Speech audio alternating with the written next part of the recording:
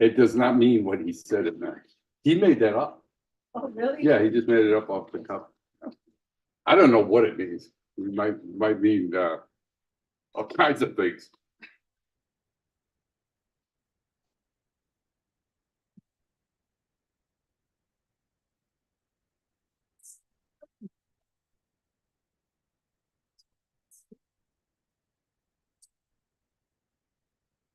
It's a rainy Monday. If we were in Georgia and it were raining, this would be the perfect time to sing It's Rainy Night in Georgia. But it's not night and it's not Georgia, but otherwise you're right on, And we're right on. you're right on Monday. That's good enough for Monday. Judge, just a reminder, she's not here this. Okay, so let me call to ask the coordinator. So I didn't have to show up. Yeah, no, you have to. Oh, All right, everyone, I'm gonna call the docket.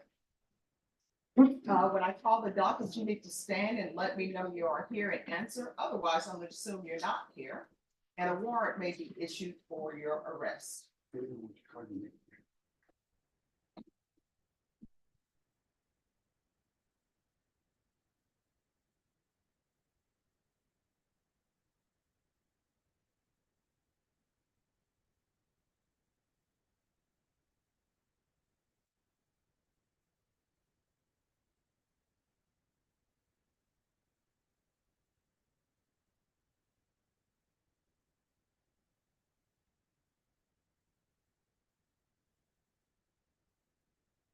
Here we go on a rainy Monday. Anita Herrera is in custody.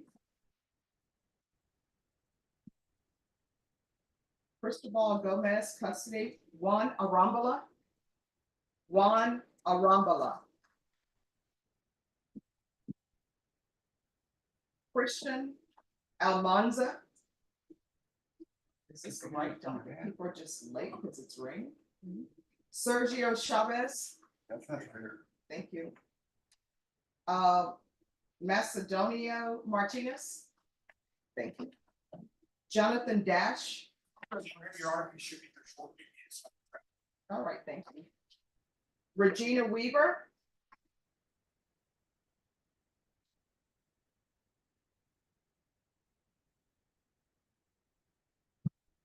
Matthew Baggs. Joshua Wan. Darren Johnson. Darren Johnson.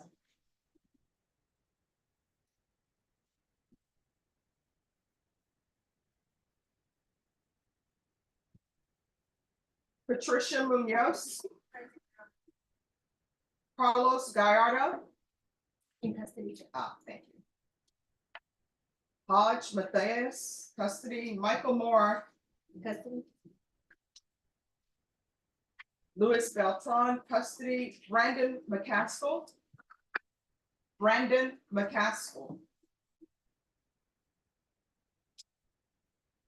Moses Ross. Carlos Gallardo, custody. Damian Trevino. Christian Seal, custody. Jimmy Carrizales, custody. Richard Trujillo. Present. Jessica Bonner, custody. Jose Parra. Jose Luis Parra. Michael Rodriguez. Michael Rodriguez. David Lynn. He's present, Your Honor, we're confirming, please. Thank you. Mark Anthony Morgan. Mark Anthony Morgan. Joseph Balboa, custody. Destiny Cortez. Custody. Johnny Munoz, custody. Valentino Peralta. Benny Crezo. Attorney friendly. Thank you. Avery Anderson, custody. Louis Beltran, custody. Michael Moore, custody. Terrence Knowles. Terrence Knowles. Jonathan Dash. Present, Your Honor. All right. Christopher Jones, custody. Ralph Reyes, Present. Christian Isaac Almanza. Christian Isaac Almanza. Anthony Leroy Warrington, custody.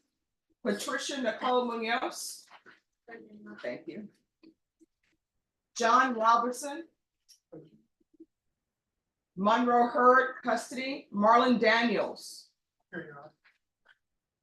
Ralph Reyes. Present. All right, is there anyone who came in late or your name wasn't called? You called it. First row, sir. Sit in the first row. I'm going the first thing. All right, thank you. Anyone else who came in late? Just you. Are you in docket? All right, anyone else who came in late or your name was not called? All right, attorneys, you know the rules, but to help you out a little bit, if you have a client who's in custody, you need to request that they be brought out. Yes, they need to be brought out because they need to know what's going on with their case today. Once you requested your client, do not leave the courtroom because for security reasons, there are so few inmates who are allowed out. If your client wishes to confer with the court or speak to the court in a language other than English, then you'll need to ask for the interpreter. Once you confer with the state, once you confer with your client, then just approach, ask the clerk to pull your file, have a seat. I will call you in the order of appearance. For the prosecutors, just grab your file, place it there, have a seat. They'll call you in the order of appearance. It's raining today. So any of you who did not bring your own umbrella, do not make the choice of taking an umbrella that is not yours. There is a difference between mistakenly taking your umbrella and making a choice. We all know who brought umbrellas today. And if you see an umbrella sitting on the bench because somebody forgot it and you didn't bring yours, there's no such thing that they taught you in elementary school, finders, keepers, losers, weepers. Leave that umbrella there. All right, it's Monday, it's raining, so the plants are happy. We should be happy too. Everyone, please confirm. She picked out a safety school. She picked out a safety school. Yes. No, I believe it was Friday, my dad talked to you about one of my clients, Jonathan's dad. I haven't think I've been appointed on the MTR yet. I don't know if it's even been officially filed. Okay, it's been filed already. Yes. Okay. Is the MTR setting today then as well? Okay, perfect. Thank you, Judge.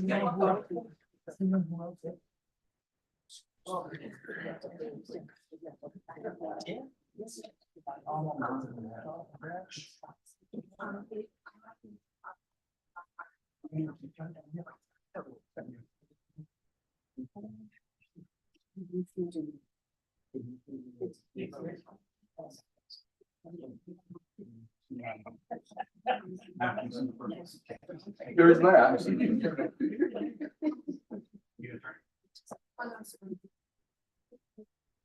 Yeah, I know.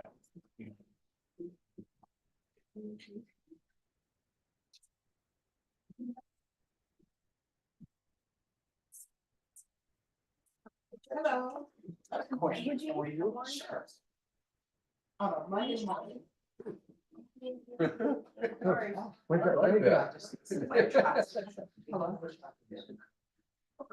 Okay. I don't know. Defer? Excuse me. You want me to find out? From her? No. Can you tell me how much time he put in already on this? That's fine. Okay. At the jail. There was a individual that we knew that they had walked. Sorry. They cannot find. We came back from TBC. The word was clear. You want me to give him back? Yes. Okay, give me the name and everything. And is this for the case tomorrow? Yes. Okay, I'm sure. I'll let Michael Deli know Yeah. so that people won't say I'm ex parte. And if you give me the information, I'll have him found today. It's not like we tried last week and then they said they can't find him all day Friday, just waiting to file. Okay. All right, let me call, Michael and see if he has any objections. What's it up there? Hey, how are you doing? Hey, I wanted to let you know, the state on your case tomorrow. No, it's in your. Oh, yeah, it's in- Jail has lost. I gave you the file, didn't I?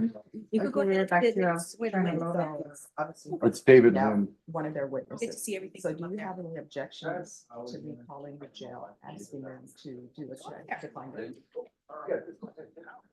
Okay. All right, thank you. Yeah, that's true. Okay, bye-bye. What's the case?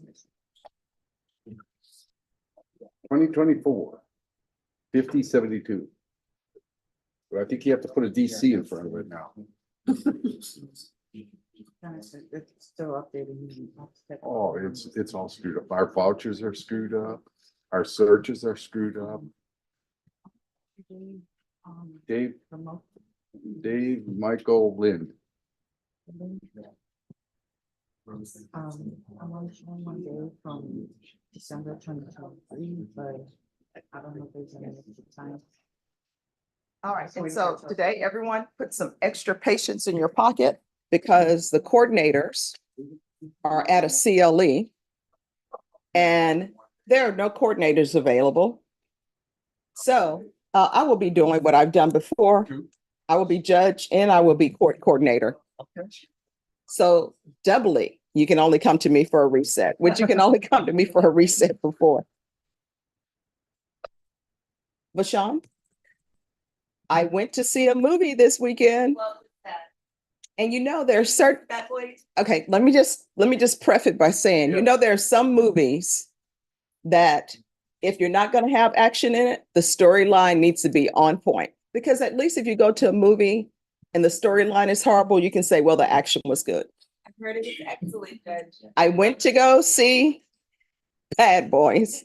Now, mind you, it wasn't my choice. The people I were with, they were like, Stephanie, let's go see this. So I saw it, and guess what? It was excellent. It was. It's the best one. Really? And you know what that means? It's going to be Bad Boys, The Last Dance, and they're going to slowly put in a part 2. But it was great. Oh, and Vashon, the guy who plays his son. Oh, yeah. Is it the same guy? From the- I'm just like,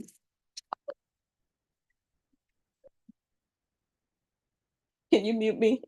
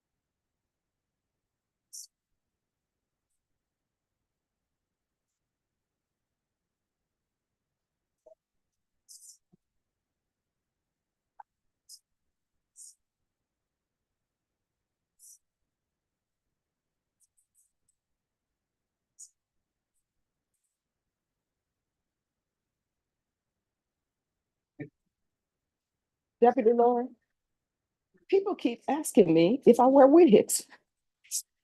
I'm like, no, and it's too hot in Texas.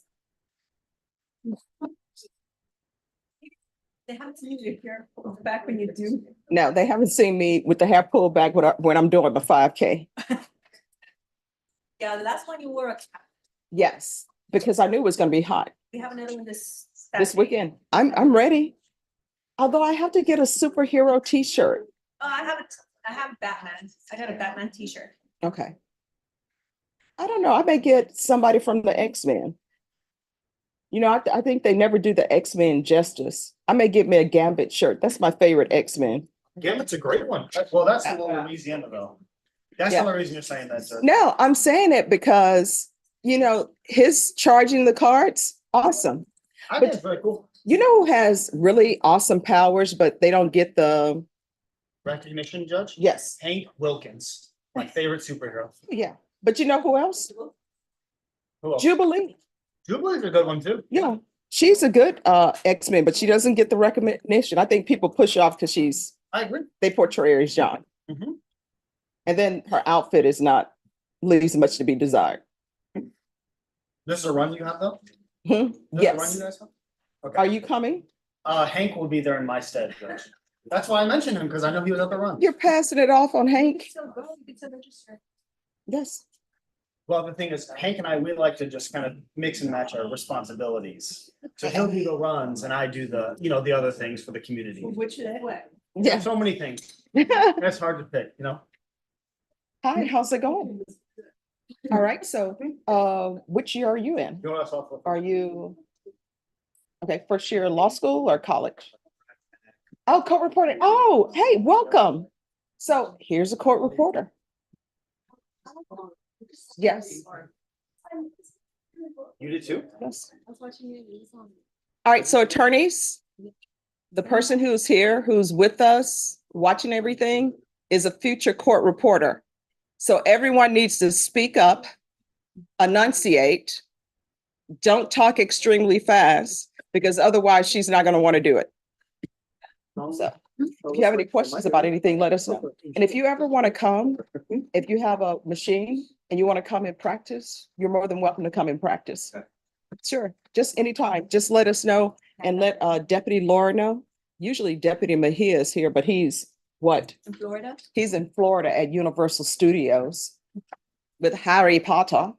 So, yeah, just ask her and you can bring your equipment in. And there's a problem with you coming in with your equipment, just let us know. You're welcome. Judge, you know what movie Deputy Lowe and I both watched this weekend? What? 80s movie. What, did you guys watch The Night Shift? No, No? Molly Ringwald. Oh, Pretty in Pink? No, the other one. Close. Okay, let me think. 16 Candles? Correct. We both Oh. watched it, yes. Oh, wow. I had not, she had seen it before. I had not seen it before. It was great. You guys had never seen 16 I've seen Candles? it. It's Several like- times. I feel like it's always on TV, so you see the clips and it's like, Mhm. if I combine all my. And you clip think knowledge, you've seen it all? You think you've seen it all, but then you sit down for the whole thing, it's like, oh, this is actually. Okay, so here's my question. Okay. When they were having that outrageous party Okay. at the mansion and Yes. everything was destroyed, how did he get that cleaned up so fast? And where were his I parents? swear, I don't They know, were out of town and he has permits. Yeah, because the weights like fell through the floor, right? When they were, yes. she like, I'm like, that's a pretty serious Yeah. damage. You know, you should watch Cooley High. Cooling high. Yes, I've seen Fast Times. yes. I have. Yeah. Sean Penn, yes. Yeah. But Cooling Time to run it down. Yeah, you should watch Cooley High. Girl, I have not seen that one. Valley Girl. Oh, you've got to see Valley Girl, That's but the same type of genre, we're talking like 80s. yes, where everybody is in their 30s, but they look like they're in their 40s and they're playing like they're in high school. They're Yeah. playing like a guy. You said Valley Girl or Valley? Ms. Clerk, can you reset my case for about a month for my client to No. mull over plea offer, please? I'm the only person who can reset You can? cases. Okay, No, you have to ask them to pull the file. can you pull the file down? Did I not give these instructions? No, Sometimes I feel did she? I'm just talking. She did? I didn't hear it, or I'm old. I forgot. Oh, that's okay. Okay, Lynn, David, Lynn. They smell like French flowers. Let's do this. David Michael Lind, He's present. come forward.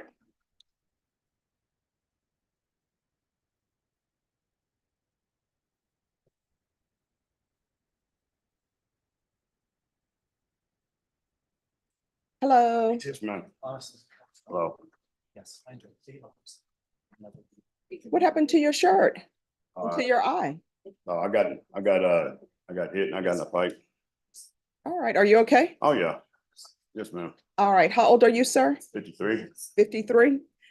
Defense, have you received all of the discovery? Yes. State, were you able to tender an offer? I guess. All right, Mr. Lind, I'm gonna give you a reset. And I'm gonna give you a reset for June 27th. And that's gonna be your plea deadline date. On that date, you need to let the court know whether or not you're accepting the state's offer. Do you understand? Yes, ma'am. And counsel, once I give you the reset form and he signs it, Yes, ma'am. it's excused. Thank you, Your Honor. You're welcome. May I be excused too? Yes, after I receive back the After reset form. School today. Always had that. You ever clean your way through? Probably didn't even have a talk. Counsel, in your day. that's his reset form. He needs to sign.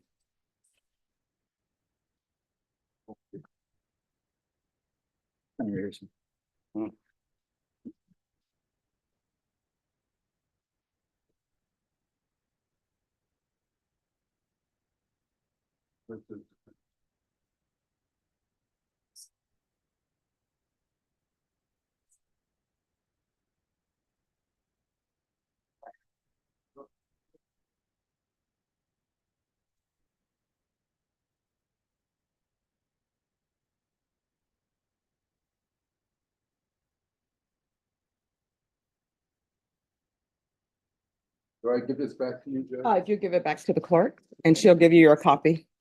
Thank you, Your Honor. You're welcome. Have a good one. I'll try.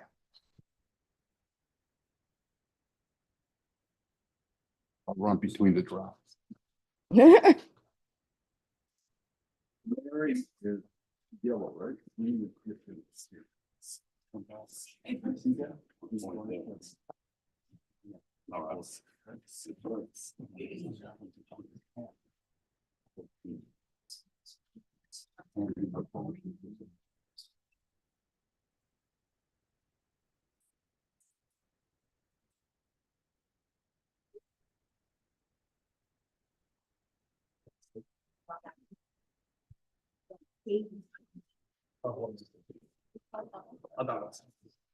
Okay, I'll write that down too. All right. Well, Me too. It's like. June is a lot. Oh, it's 2 weeks away. Thank you. Remember, we do. If we do a close, we can do that.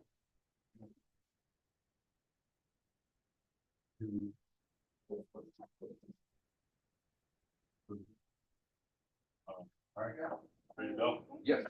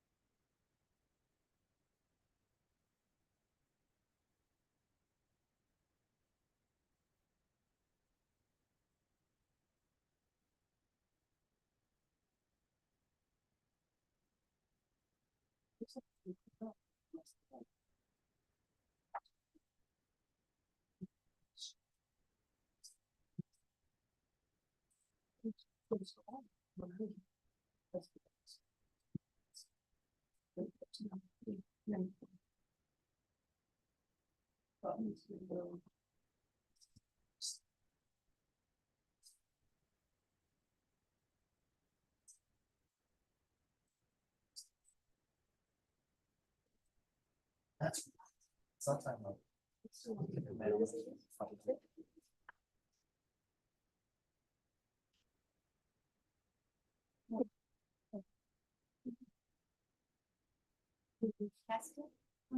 Away with a short.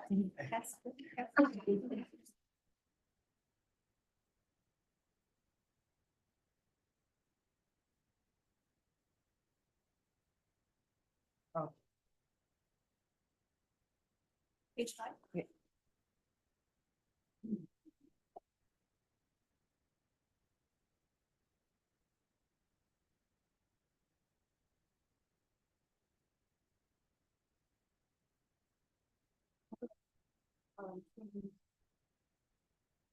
Okay. This.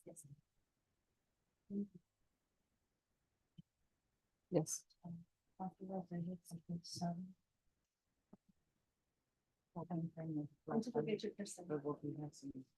All right, thank you. Yeah, yeah.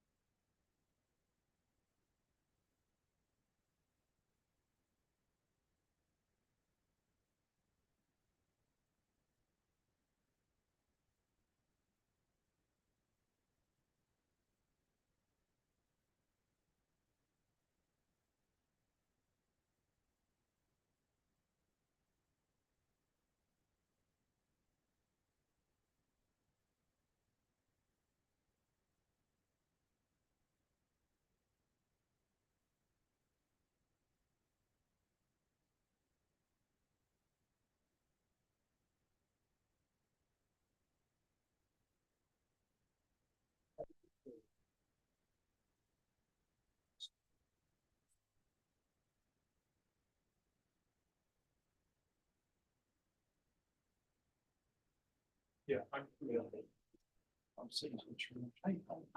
Went to look at your person. Yeah.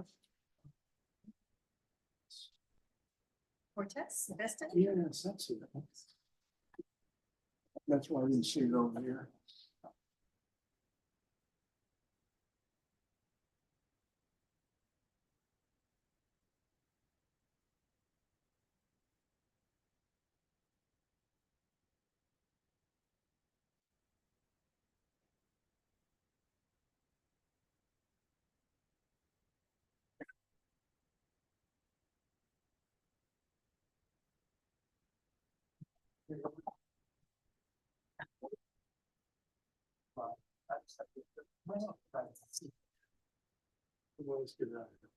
She won 3.5. Remember that was. Yeah.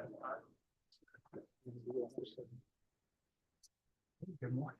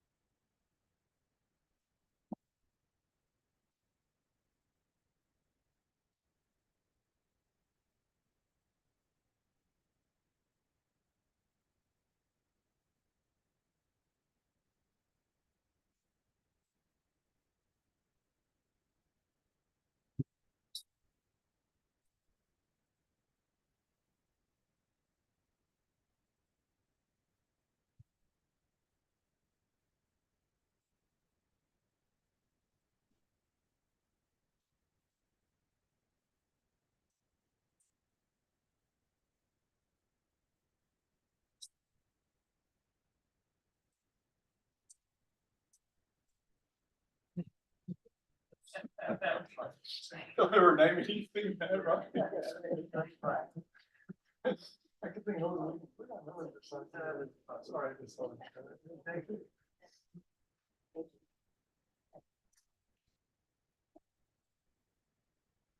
Judge, Hello. I thought over the weekend, the name of the Apollo 13 spacecraft that blew up was the Odyssey. I'm sorry, what's the what? The Odyssey. Ah, oh, ah, we have Odyssey and this is Odyssey. I think Excuse me, sir, in the gray t-shirt, you need to have a seat. All right, whoever you need to speak to, they'll come speak to you when they're ready to speak with you, all right?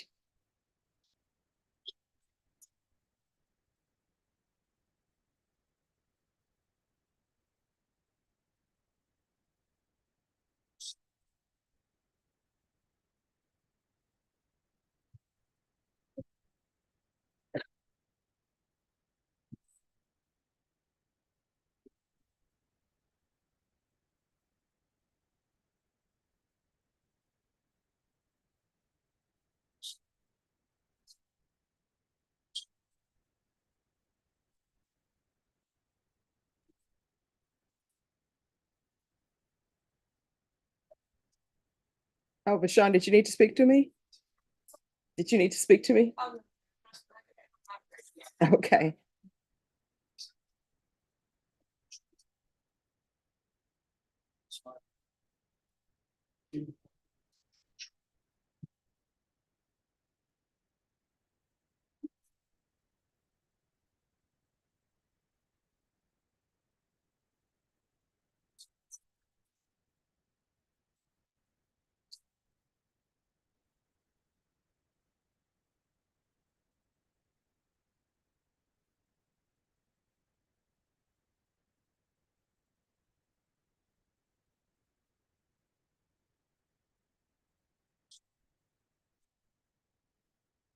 Morning, Jack. Good morning, how's it going? Good, how are you?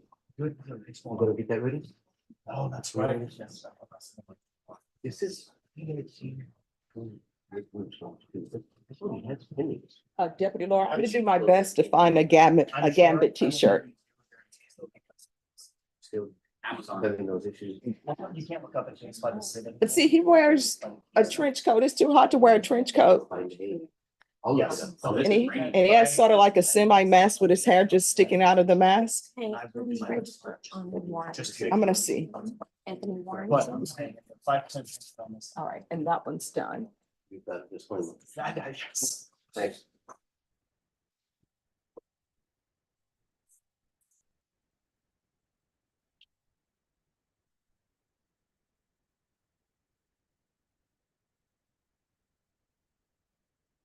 We should have a superhero comic book shop here in San Antonio, I think. Yeah. They have a With some good- t-shirts. There's several.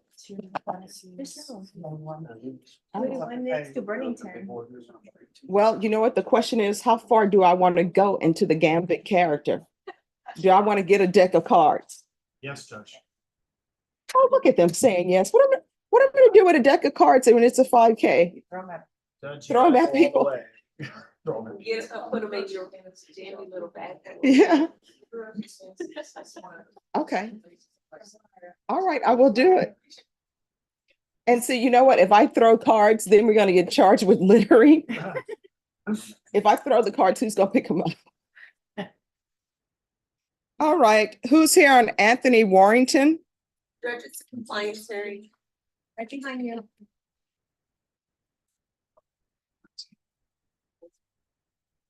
So usually what will end up happening, there are some things, for example, compliance hearings, defendants don't have their attorneys here. So it's usually somebody who's maybe on probation or maybe they're on bond, and I just need to give them some reminders. But once I call the style of the case, which is the cause number, the defendant's name, state of Texas versus John Doe, then the court reporter knows we're on the record, and so she starts taking everything down. But I normally don't go on the record when the person doesn't have an attorney because we're just having a conversation. Hi, what's going on? Hi, Judge. So a supplemental report was submitted to the court. well, it wasn't submitted to the court. I held on to it. Mhm. To notify the court that Mr. Warrington did get evaluated for felony drug court. Mhm. However, he was rejected because according to the documentation, he felt like he didn't need to be in felony drug court at the time. Mhm. He's been in sobriety for quite some time at this point. He's been incarcerated since October of 2023. And he feels like possibly outpatient treatment would work for him. He was, So are you saying that he wasn't accepted because he felt like he didn't need it? it says, may I? Yes.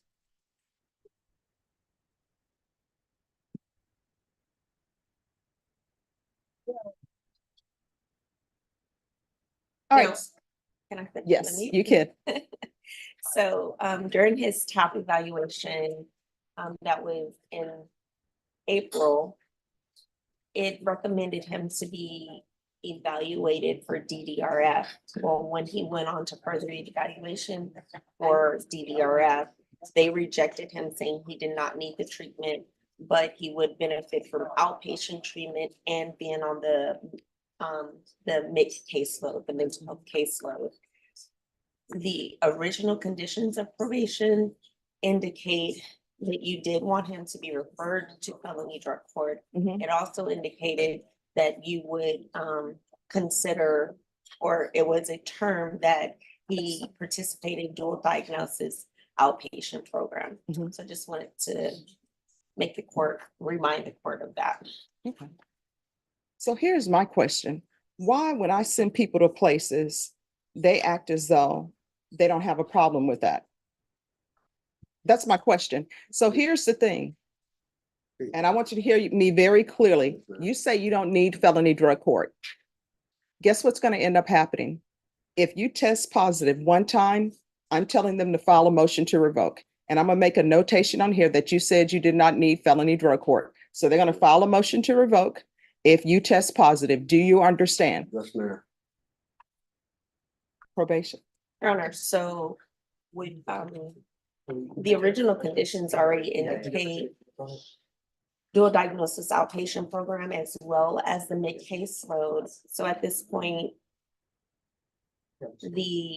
would you consider releasing him from Bear County Jail to continue with the terms of probation? Where is he going to be living? 1033 Burlington. No. Who are you living with? Oh, that's right, Louise. Who is she? So, she's a very good friend that I met when I first moved to San Antonio.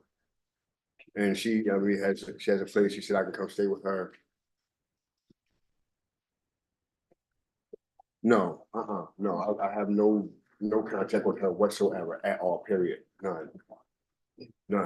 No. Here's the thing. She's the person you had contact when you first moved to San Antonio. Is this a person who knew about your drug issues? No. So like when I didn't take my issues at home, I never like got high at home. When I did get high, I didn't get high at home. And when I did, get high, it was due to the fact of a situation had happened. And I felt like I didn't want to sleep anymore. Just like I had told him in my mental health to my dad, I felt like I didn't want to sleep anymore. That was the only way I knew that I didn't have to sleep. Because I woke up to find my girlfriend, found her dead. So it was like, it was a serious issue right there. Other than that, I had stayed clean. I had been out of TDC for 20 months, stayed clean. Had a little side job. It wasn't a real job, but it was something that was getting me by. And how did your girlfriend die? She was murdered. Right next to you? No, like I was under the bridge. Ooh, I was under the bridge with her because she was home, but she couldn't go to my sister didn't like her. My sister thought she wasn't no good for me. Okay. So she can't come to the house, blah, blah, blah. I'm like, all right, well, I went to go see her one morning and I, fell asleep at her spot. Well, she left and came back and went in the back and I was woke up by a guy telling me I'm going to go back here and shoot this chick, but I didn't know she was back in the back. Heard the gunshot, went back to sleep, woke up, and when I went around, she was dead. This was in, I want to say the first week of September, like right before I had gotten arrested. You know what I'm saying? Mhm. So, and it was like, when I seen it, I'm like, man, no, I'm like, no, this can't be. I'm like, why'd you do this? Why'd you do this? So I felt like, I'm like, look, I can't go to sleep no more. I don't want to sleep. Like, the only person that I could talk to really at that point in time, you know what I'm saying, was gone. You know what I mean? And the dude that did it got away with it. So, like I said, I was clean. I know what it takes to stay clean. I have what it takes to stay clean.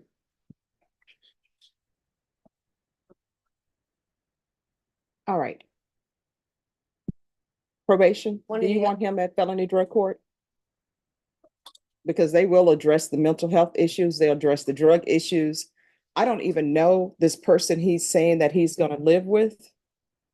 I don't think anybody knows the person he's gonna live with.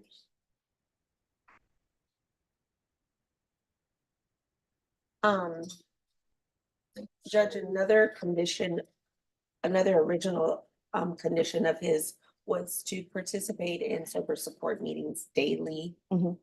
I don't know if it was for 90 days or 120 days. 120. Um.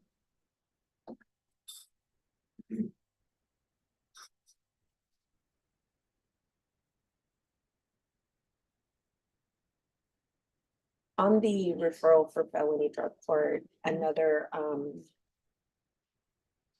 class was indicated that he could possibly benefit from. Other than that, maybe we can see about lifetime. Okay, If he's saying that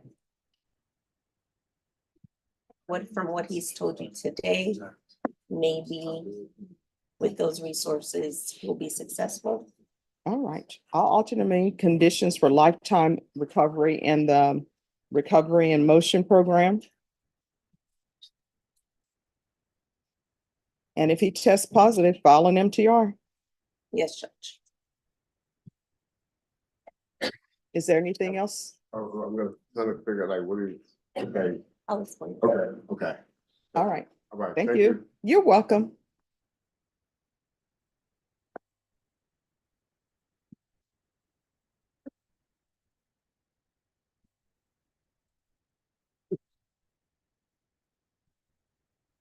Jason.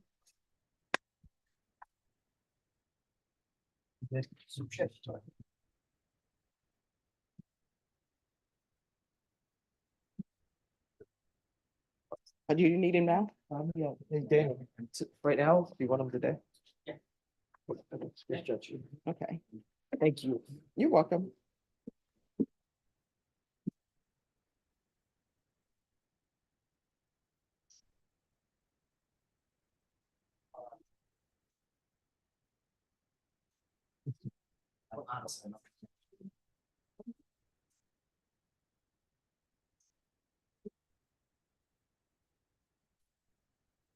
Mr. Warrington? Hi, Lifetime Recovery is a good place to stay.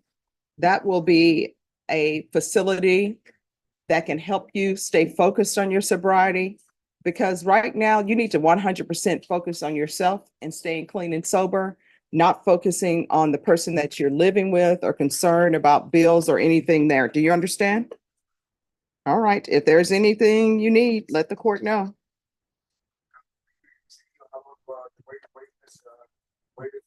Probation will let you know. It's fairly quick. You're welcome. Who's here on Almanza? Christian Almanza? Yes. Jason Caton was present, with Mr. Almanza. I've got a motion to withdraw as attorney of record. All right. I don't believe Mr. Almanza opposes it, but I just saw he was here and had a chance to speak with him again. Oh, do you want to speak with him? Yeah, why don't you? Okay, sure. I'll call you back. Okay. Yeah, it's just needs.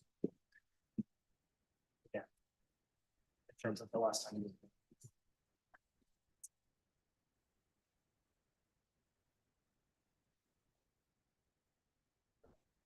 I will look at it today, like, before you. 100%. Okay.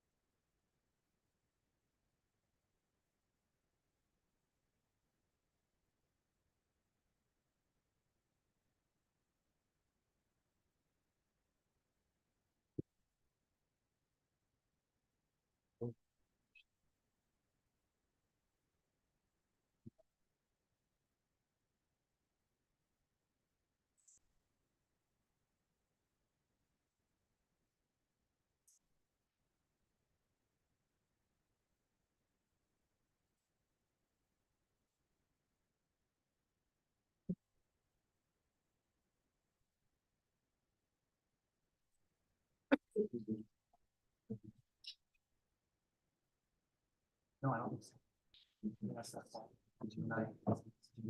That's exactly right. So. That's good.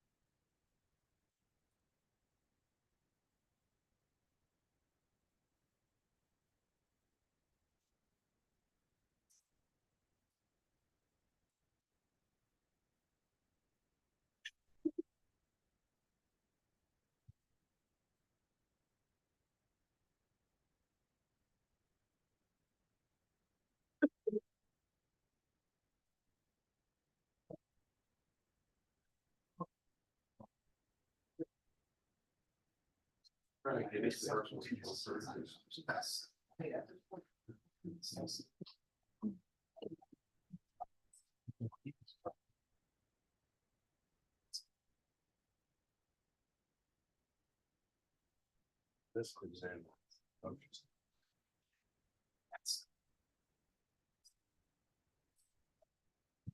LaShawn, I waited too late.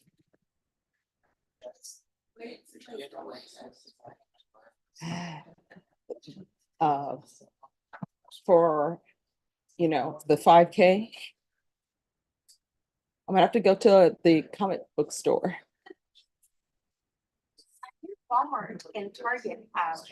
Yeah. But I'm now committed to a character.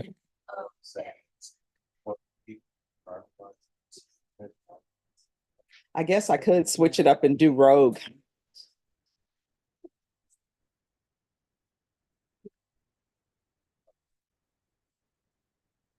LaShawn, a soldier boy.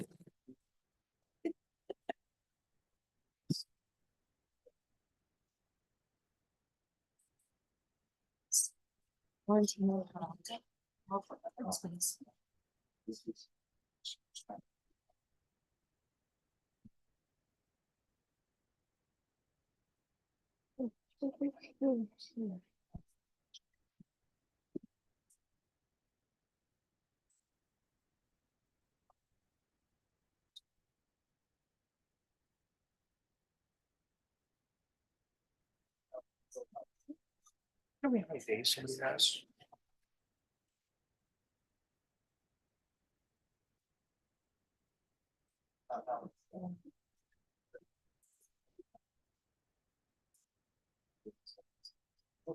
It is 2021 CR 5546. Valentino Peralta.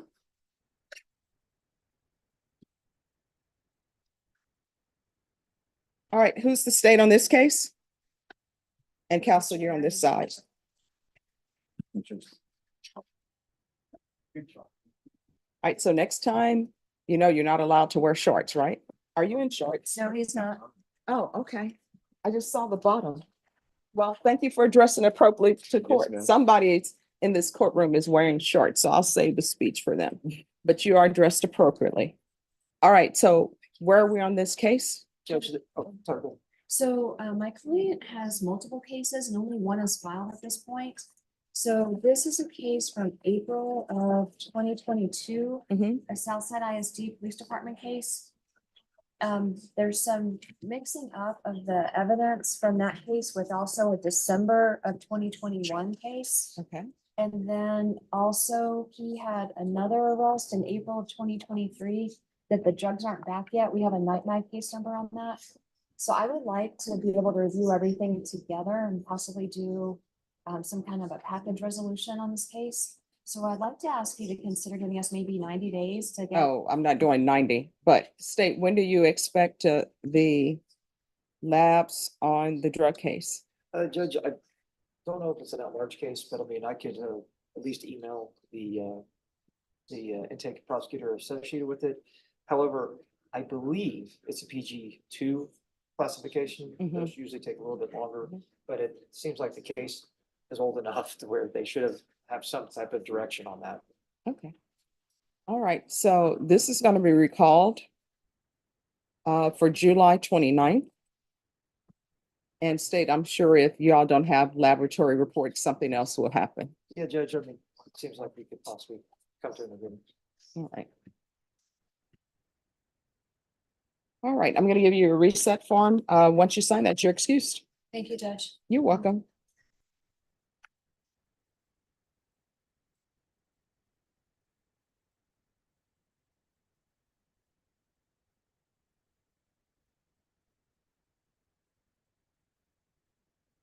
So why did your parents name you Valentino? Is that a family? My my biological grandpa, his name is Valentino. Oh, okay. So he had a- I think that's a cool name. Thank you.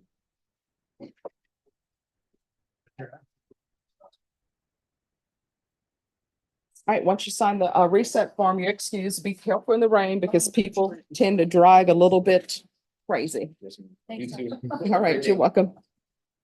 Continue.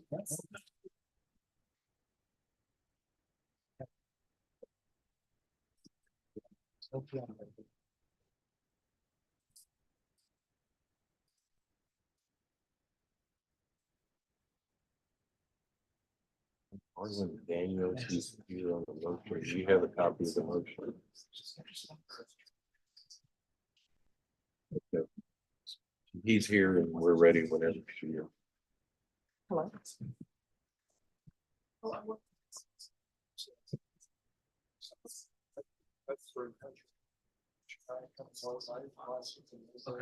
All right, who are the parties on Marlon Daniels?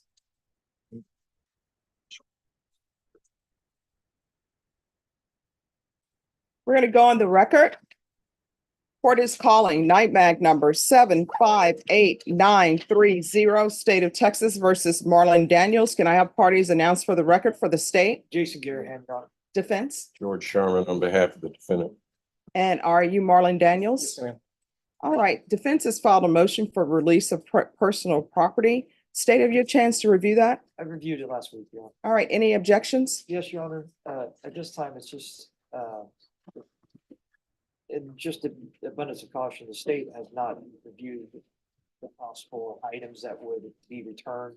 I know that there's some identifying papers, and there's other objects that we may not be opposed to necessarily. I believe Mr. Sherman said something about a scooter of some sort for All right. getting around. Let me go through the list and you just tell me what you have objections to, then I'll hear it.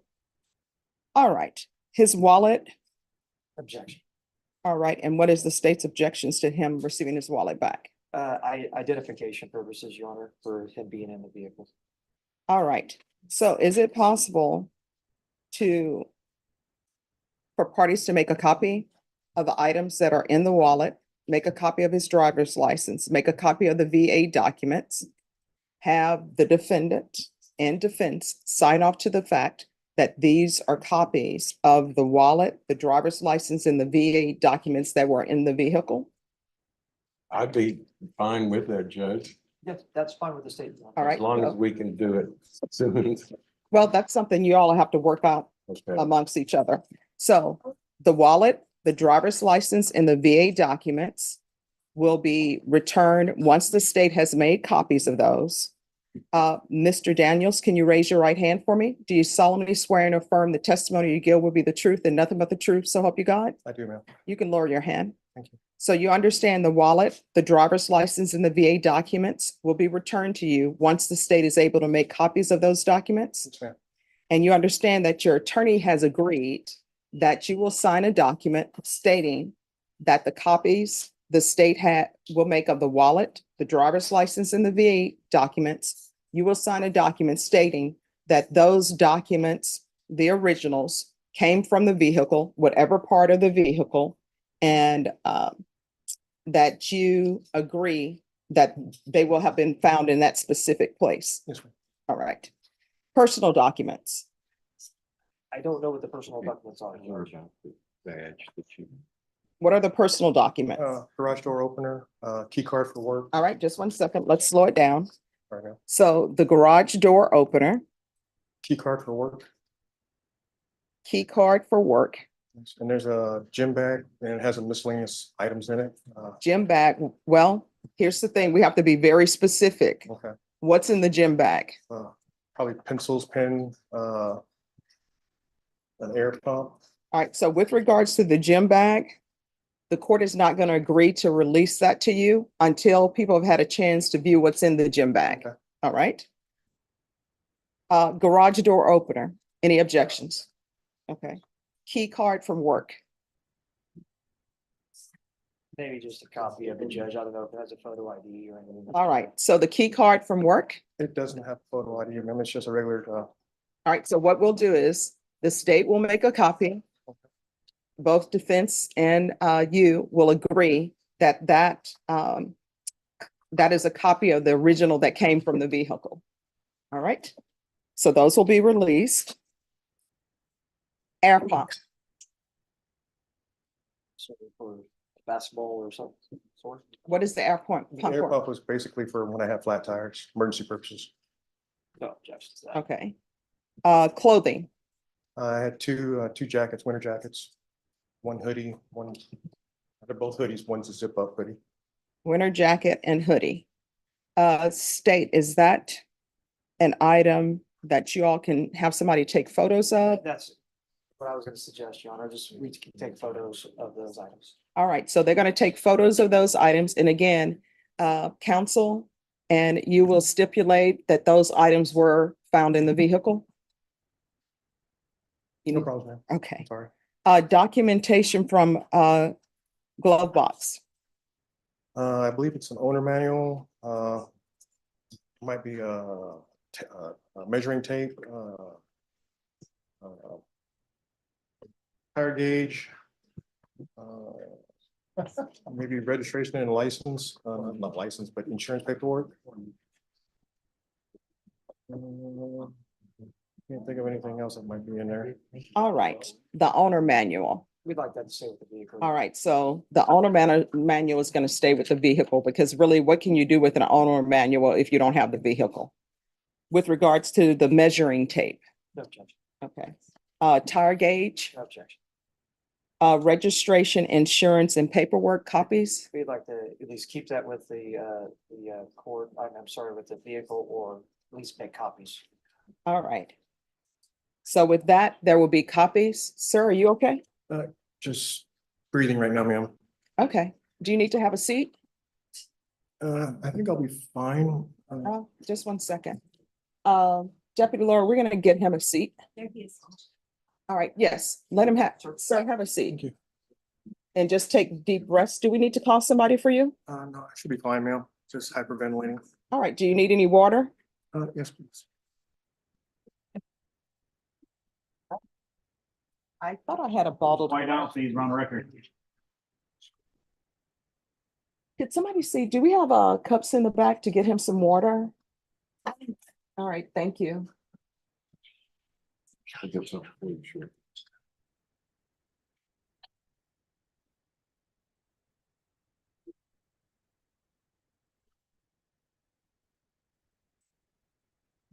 And then State, do you have any objections to the scooter from the trunk? Is that this a scooter like It's, for injured legs? Yes. Okay, no objection to that. All right, Again, I'm sorry, just to take photos of it. okay. I believe there might be photos, but I have not reviewed the picture. All right, so this is the court's rulings. With regards to the wallet and the contents of the wallet, this and the driver's license, the VA documents, the state is going to take photos. Both defense and Mr. Daniels are going to stipulate that those are copies of the original, and you're going to stipulate to the location it was found in the vehicle. The air pump, the state has no objections. 2 jackets, the state will take photographs of those. Mr. Daniels in defense, you will stipulate that those are items that were found in the vehicle and the location of it. Documentation, the owner manual, that will be denied. Measuring tape, the tire gauge, state if you want to take photos of those and then give them. Yes, Sean. The registration insurance paperwork, the state will make copies of those. Both the defense and Mr. Daniels will stipulate that the copies are the originals and to the location where they were found. Scooter from the trunk of the vehicle, state will take photos, and both defense and Mr. Daniel will stipulate that those are photographs of the originals and where they were found. Is there anything else from either side? Nothing from the state, Ron. No, Anything else? Any other items? if there is, I can't recall now. All right, so, and counsel, if you all want to make arrangements for you and maybe the investigator or somebody to go view the vehicle, and if there's some items that is not on the list here, you can always come back to the court. I have it in there. Okay. I spoke to him last week, so. All right, so I'll make notations of this, and then we'll have your client here so he can catch his breath, Okay, and they're gonna bring him some water. all right. Thank you so much. Thank you, ma'am. Sure. All right, Thank you, Judge. you're welcome. And I'll get a copy of your order. Yes, For myself. thank you. Thank you, ma'am. You're welcome. Could I have a B page on this case? Because it'll be easier for me to just attach it to that. Ah, okay. All right. Thank you. All right, everyone, just give me a moment and then I will take up the other cases I have. Brave new world, right? Yes.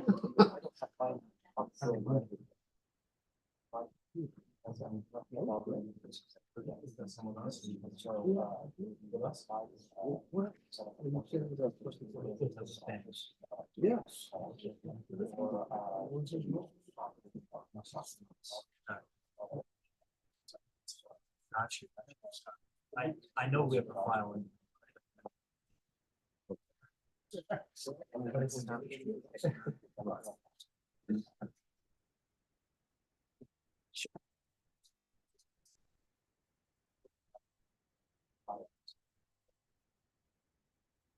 Oh, people.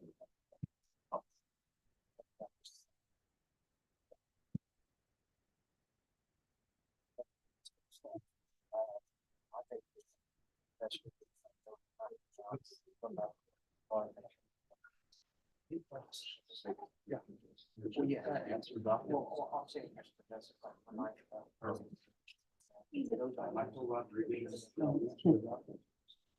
That's a different area.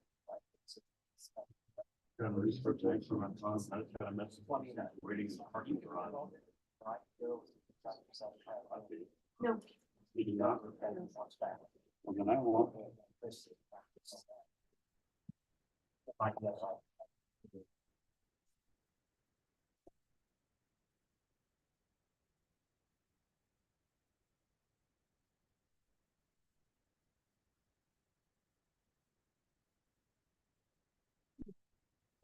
He probably won't do it.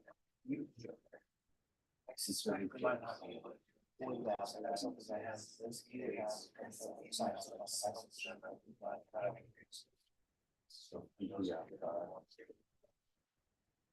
Yes. But I believe so. Yeah, I've never done it with. I don't follow. Yeah, that'd be fine. I mean, it's just that I know that he won't go into that. You will be a full. The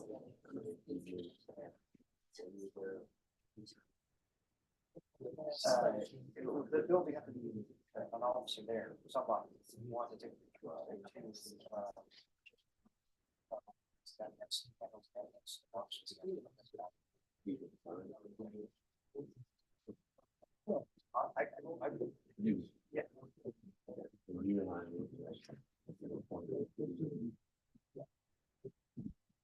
Yeah. This gentleman said he had a flat and he's just now put it in the parking garage. He's gonna walk in shortly, so I'll be back. He says he's gonna be here in a few minutes. That's that's the state's file. I'm just letting you know that he's on his way in. I'll be back. He'll be back. He's not here. He's done. He'll be back.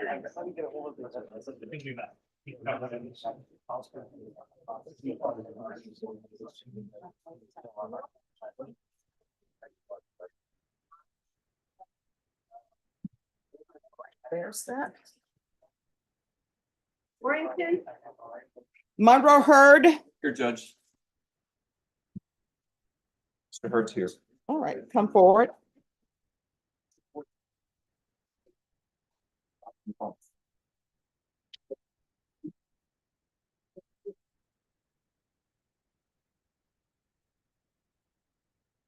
All right, so where are we on this case? Yes, ma'am, Judge. We filed a competency evaluation request.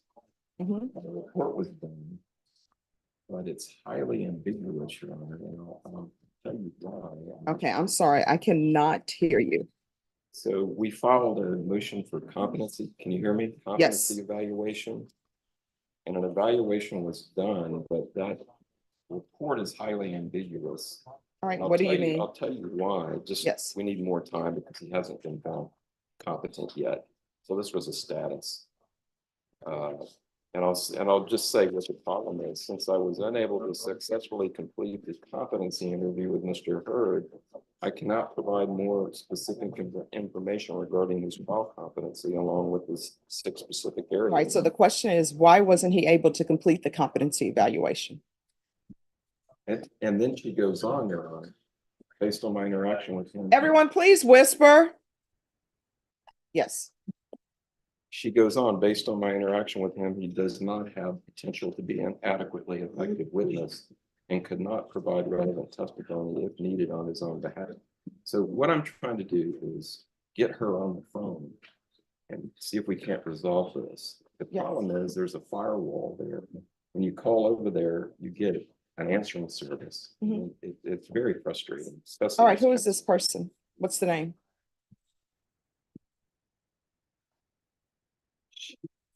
Ebony Jackson, PhD. And I've called out there and asked for them to call me back, and I've still gotten no reply. What's the number? Mission Psychology. Oh, it's Mission Psychology? That's at the top of the report. You know, it's not any of, and so the number I get here is 210-699-8700.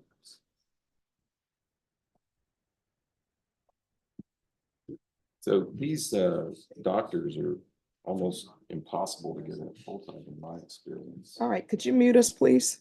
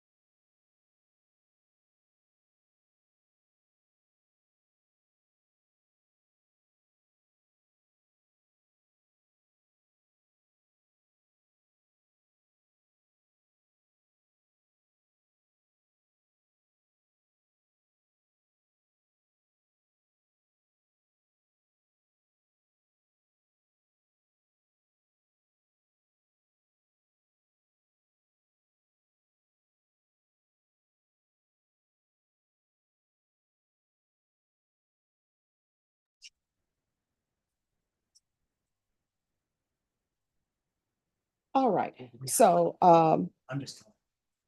Todd, Yes, I'm ma'am. gonna forward your number to that court.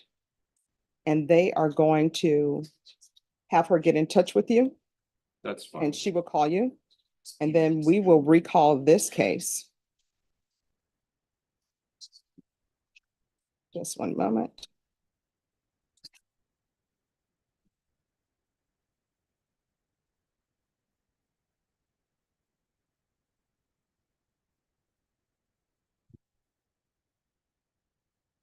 And then let me give them the defendant's information.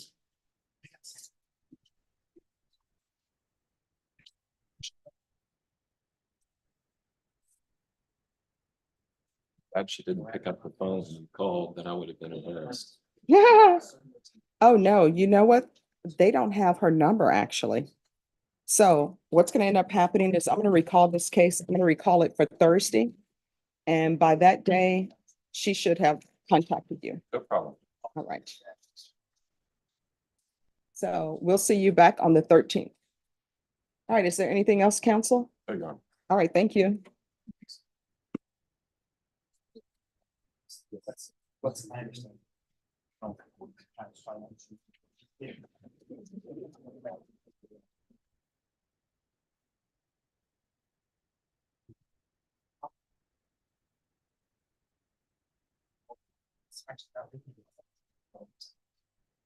All right, are the parties ready on Christopher Scott Jones?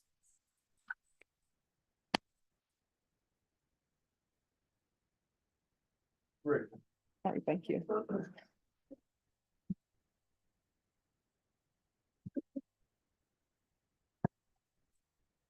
Court is calling 2023 CR 8806, State of Texas versus Christopher Scott Jones. Can I have parties announced for the record for the state? Zach Dunn for the state, Your Honor. Defense? David McLean for the defense. And are you Christopher Scott Jones? Sure. Did you review the document entitled Motion to Enter Adjudication of Guilt and Revoke Community Supervision with your attorney? Did you understand it? Yes, ma'am. Are you the same Christopher Scott Jones who was placed on deferred adjudication in 2023 CR 8806 for the offense of assault, family second offense on November 28, 2023 for a period of 6 years? Is that you? Yes, ma'am. State? Your Honor, on or about the 21st day of March, 2024, Ventura County, Texas. The defendant, Christopher Scott Jones, did then end their contact Scarlett Jones in person in violation of condition number 19. How do you plead to that? True or not true? True. And then, Your Honor, the state will waive and abandon the others. Any objection? No objection, Your Honor.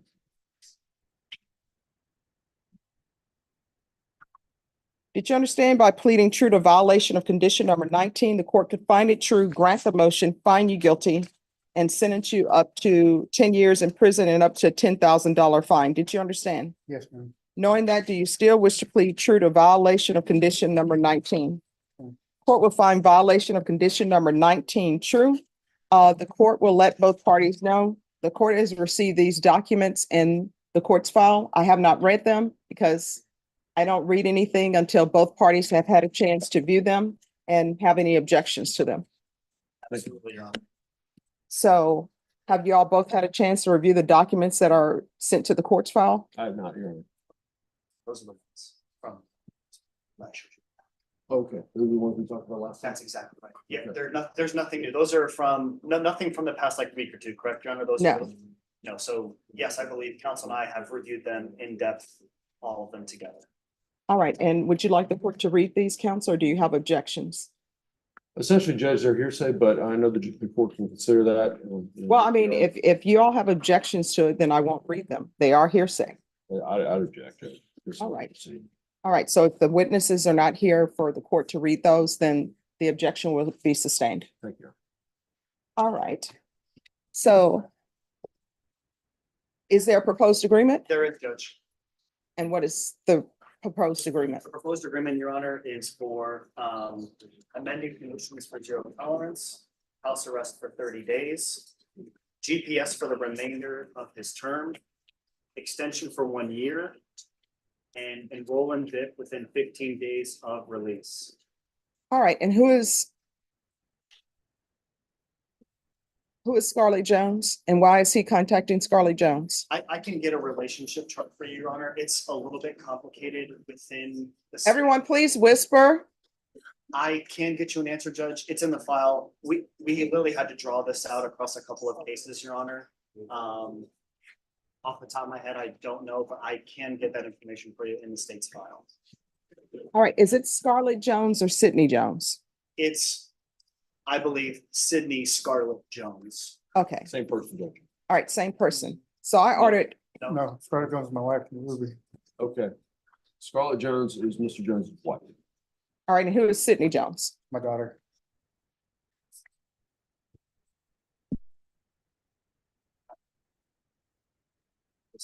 All right, and Scarlett Jones, okay.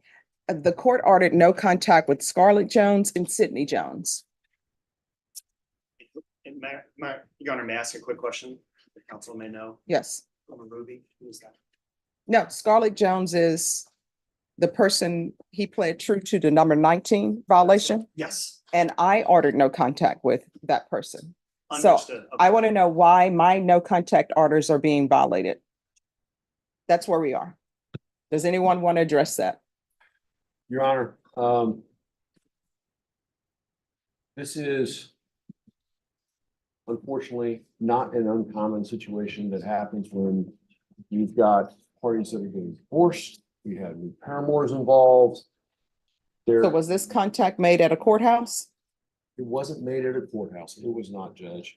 From what my understanding is that he had gone by, and he is struggling mentally to try to let go of what this relationship was. He misses his kids, he misses his wife. Unfortunately, she's moved on. What I can tell the court is that it appears that there was an application for a protective order filed, correct? My client has agreed to the entry of that protective order. It is a 5-year protective order. But how old is he? Who? How old is your client? How old is my client? Yeah. I would say probably like 40, 45. All right, so I don't understand what he doesn't understand, that the court ordered a no contact order with Scarlett Jones.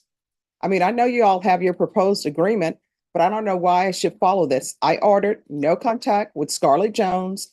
All of this nonsense about people not being able to let go. You can cry, when nobody's around, ask the gods, why am I not with this person? But I told him he couldn't be with her anymore. Judge, I understand that, and I totally respect your position.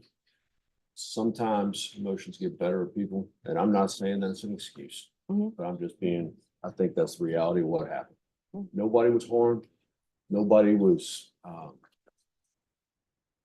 don't believe in, nothing happened from the contact. I'm trying to get this guy back on track. Yeah, but this is what I want you to understand where I'm coming from. I ordered no contact with Scarlett Jones. I ordered no contact with Sydney Jones. This is an assault family second offense, and we probably wouldn't be here, and maybe you would still be in a relationship with them if we were not here for an assault family second offense. So I don't know why people tend to cause problems in relationships and then are shocked when somebody moves on and they don't want you anymore. So I don't know why I should follow your agreement when the main thing the court ordered was no contact. And this is a family violence case. And people don't want people showing up to their door because they've moved on and they don't want you anymore. I don't understand why people don't understand when people don't want to be with you anymore. It's like, I'm over, I'm done. I don't want you anymore. Why can't people internalize that? I think he has. I think this time in jail has helped him do that. And Judge, if I had a reason for you to follow this, it would be to provide him the assistance that he needs to try and reform himself. I think the battery intervention program alone will do wonders for him. It will open his eyes as to what's going on here. And I also think that, like we said, he's been in jail for about 60 days now. He's gonna have another 30 on house arrest. He's gonna be on GPS. We can not only monitor him and protect the family, but he's got a protective order in place. I've already explained that to him, and this is for the record. I've explained to him that protective orders have teeth. And that if he violates that, it's not just an NTR next time. He's gonna be back in here on a violation of a protective order. Oh, but my rulings have teeth, and my ruling was Absolutely. there's to be no contact. What has he done on probation other than, get all caught up in his feelings, going to somebody's house who doesn't want him anymore? Did he do anger management? Did you do anger I management? enrolled in the PIP. I did 5 classes of PIP so far. Probation, has he done anything? Judge, he was granted probation in November. He submitted a negative delay in December.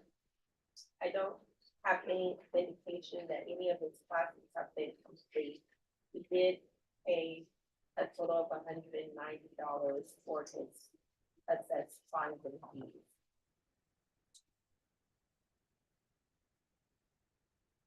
All right.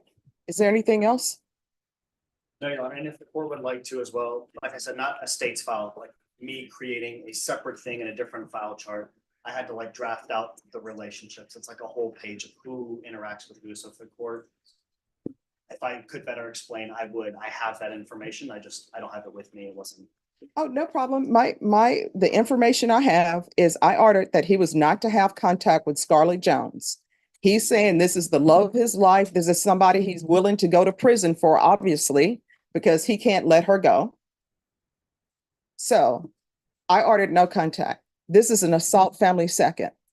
He probably would still be in a relationship with her agreeing to be in a relationship with him if this wasn't an assault family second. Judge, I understand completely where the court's coming from. I think that my client has had some time to, for lack of a better word, get it together. And I think that he can be successful on this. It's his first MTR. I'd ask the court, please, just allow him to complete these conditions. It's 0 tolerance. Explain it to him, and if he comes back. All right, the court is finding violation of condition number 19 true. The court is going to find him guilty. There's an affirmative finding of family violence. The court is not going to grant him probation. Would anybody wish to speak to punishment?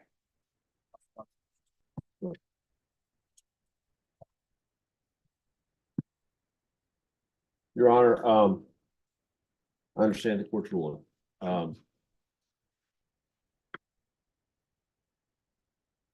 think that given the facts and circumstances here, and the fact that there's a protective order in place, and my client agreed to that protective order, he has moved on. I think that there is not any imminent danger to Ms. Jones or his family. And I don't see him going by there at all. We would ask, I know the court's got the full range of punishment. The court's not considering probation. We would ask for a minimum on this. Be a minimum of 2 years. This is not something where on this violation, anybody else was hurt. There's no other violence. And we just asked the court to consider this the minimum on this case. State. And then, Your Honor, the state, about 10 seconds, Your Honor, the state is accessing the legacy system just to get a better handle on the Bexar County criminal history, Your Honor. The state would respectfully request something in the range of about 4 years, Your Honor, and that is the state's recommendation. All right.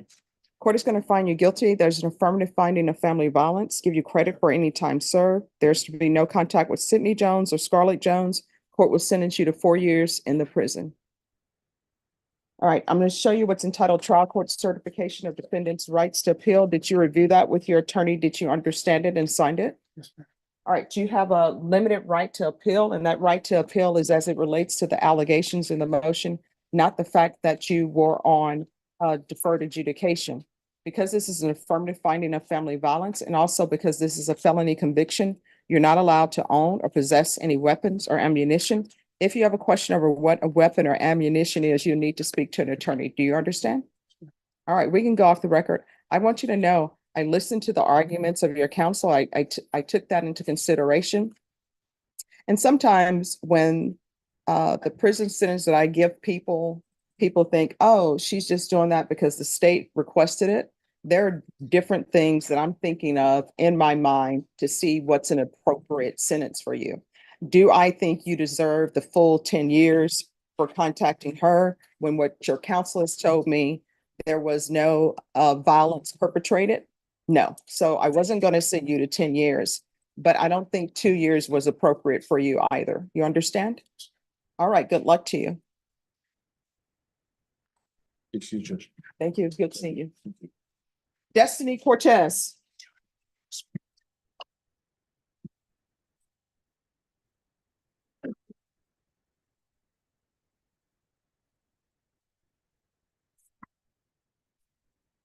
Court is calling 2024 CR 5110, State of Texas versus Destiny Nicole Cortez. Could I have parties announced for the record for the state?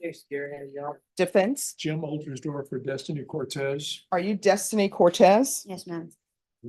Counsel, have you reviewed all of the discovery with your attorney? I'm sorry, with your client, and did you receive all discovery? Yes, Your Honor. Is there any applications in this case? No, Your Honor, it's a plea for time only. All right. Ms. Cortez, did you review the document entitled True Bill of Indictment with your attorney? Did you understand it? Yes, ma'am. Counsel, do you waive the reading of the indictment? We do, Your Honor. State, are you proceeding on the indictment as presented? So your repeater status is proceeding on a third degree felony. Any objection? No objections, Your Honor. Did you review the document entitled Court Admonishments and Defendant's Waivers and Affidavit of Admonitions with your attorney? Did you understand it? Did you sign it in all the appropriate places? Yes, ma'am. Did you understand you're charged with the offense of possession of a controlled substance, penalty group 1 grams to 4 grams? That's a third degree felony. Range of punishment is anywhere from 2 to 10 years in prison and up to a $10,000 fine. Did you understand? Yes, ma'am. If you have a plea bargain agreement with the state, the court does not have to follow your agreement. If for any reason the court does not follow your agreement and gives you more than you bargained for, the fact that you entered a plea will not be used against you and you will be allowed to withdraw your plea. Did you understand? Yes, ma'am. Did you understand you have a right to jury trial, a right for you or your attorney to cross-examine and confront any witnesses the state would call in the right to remain silent? Yes, ma'am. Did you understand by entering this plea bargain agreement, you were giving up those rights? Yes, ma'am. And did you intend to give up those rights and enter into a plea in this case? Yes.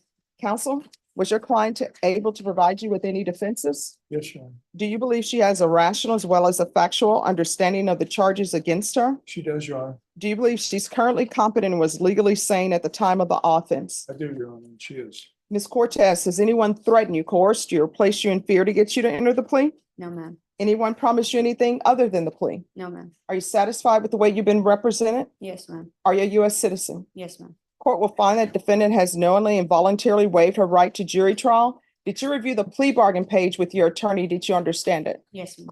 According to the plea, punishment is to be assessed at 42 months in the prison, and there are no applications. Did you understand that to be the plea? Yes, ma'am. Defense? Yes, ma'am. State?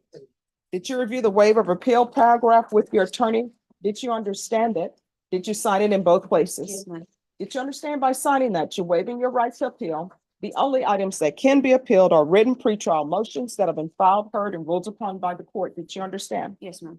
Counsel, have there been any such motions? No, Your Honor. Then to the offenses charged, how do you plead? Guilty, not guilty, or no contest? No contest. State, any evidence? No objections, Your Honor. All right, in 42 months, federal court, we've No, you're- elevated ourselves. It was a hard fought, Your Honor. All right, state, you may be excused. Did you review the document entitled Waiver and Consent to Stipulation of Testimony and Stipulations with your attorney? Did you understand it? Did you sign it in all the appropriate places? Yes, ma'am. Again, did you understand you have a right to jury trial, a right for you or your attorney to cross-examine and confront any witnesses the state would call in the right to remain silent? Yes, ma'am. Did you understand that today the state will be presenting evidence in the form of witnesses' statements and police reports? But most importantly, there'll be no live testimony. Did you understand? Yes, ma'am. Court will find that defendant has knowingly and voluntarily waived and consented to stipulation of testimony and stipulations. Court will accept into evidence States Exhibits 1 and attachments and review the same.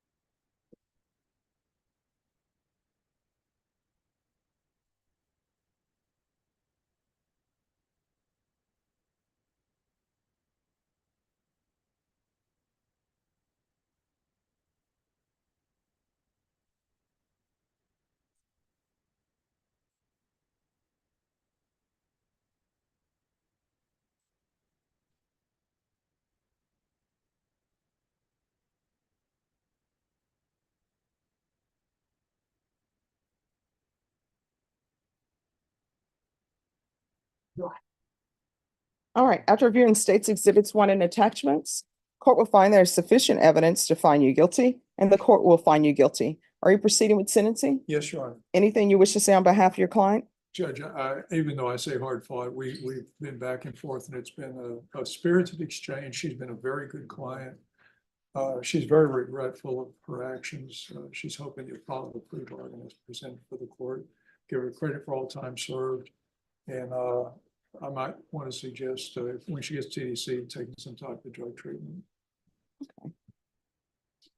All right, do you have children? Yes, I have one. How old? 9, And who are they with? with my godmother.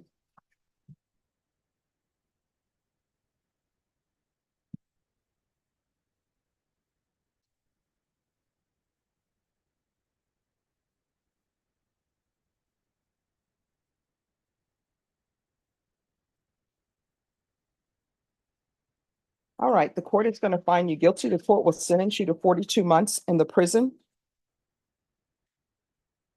Give you credit for any time served.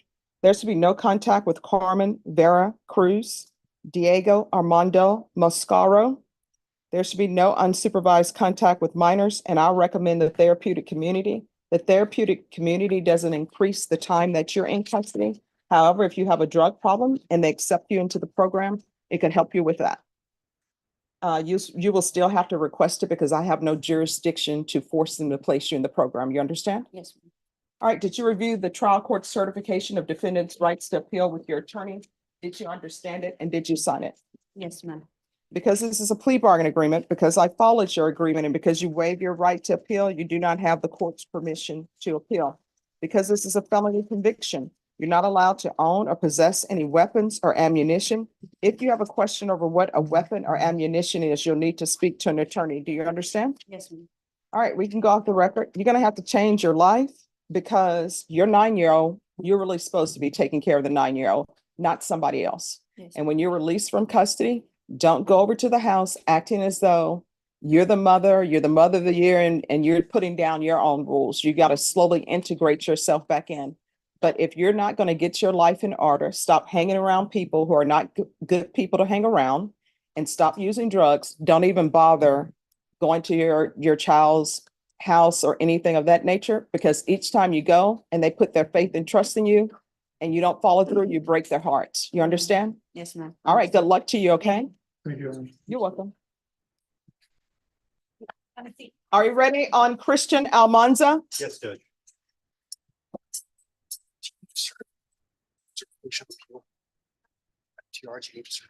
All right, where's he? Come on, it's present right here. All right, have you had a chance to review the motion to withdraw with him? We spoke about it this morning, yes, Judge. All right, are you still going forward with your motion to withdraw? Yes, Judge, I am.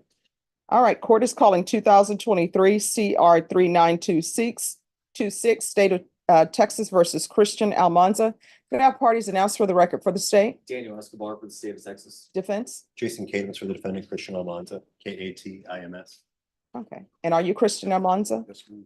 Your attorney is filing a motion with withdraw. Your attorney is saying that he wasn't hired for post plea matters, so he was hired to enter a plea for you.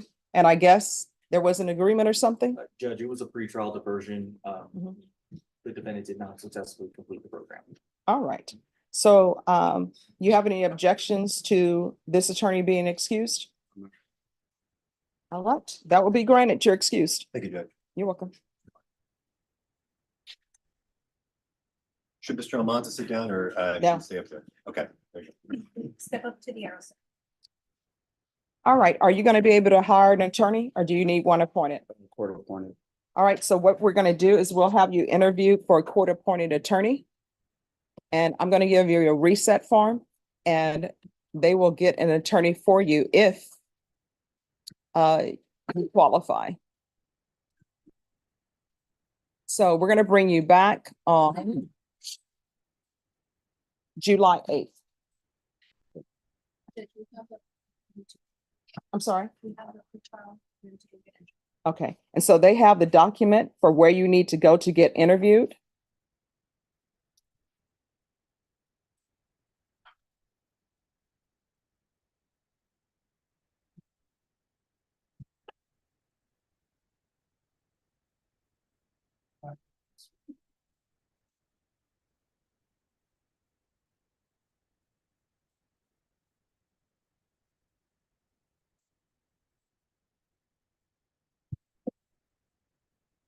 All right, once you sign the reset form, then know that your case is going to be recalled back for this court on July 8th. Do you understand?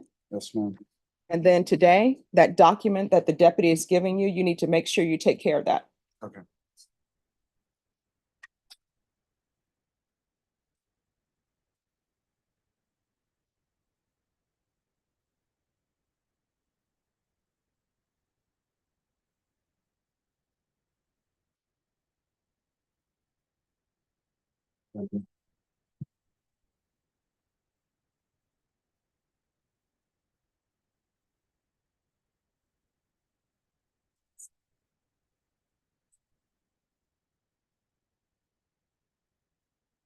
And Alonza, make sure that you are not late for court next time. All right, who's here for Jonathan Dash? Attorney for Jonathan Dash? All right, Johnny Munoz. All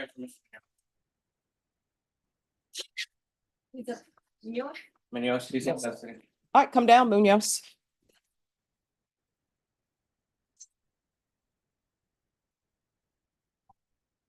And Deputy Laura, there's supposed to be someone else that the sheriffs are having brought over for the state.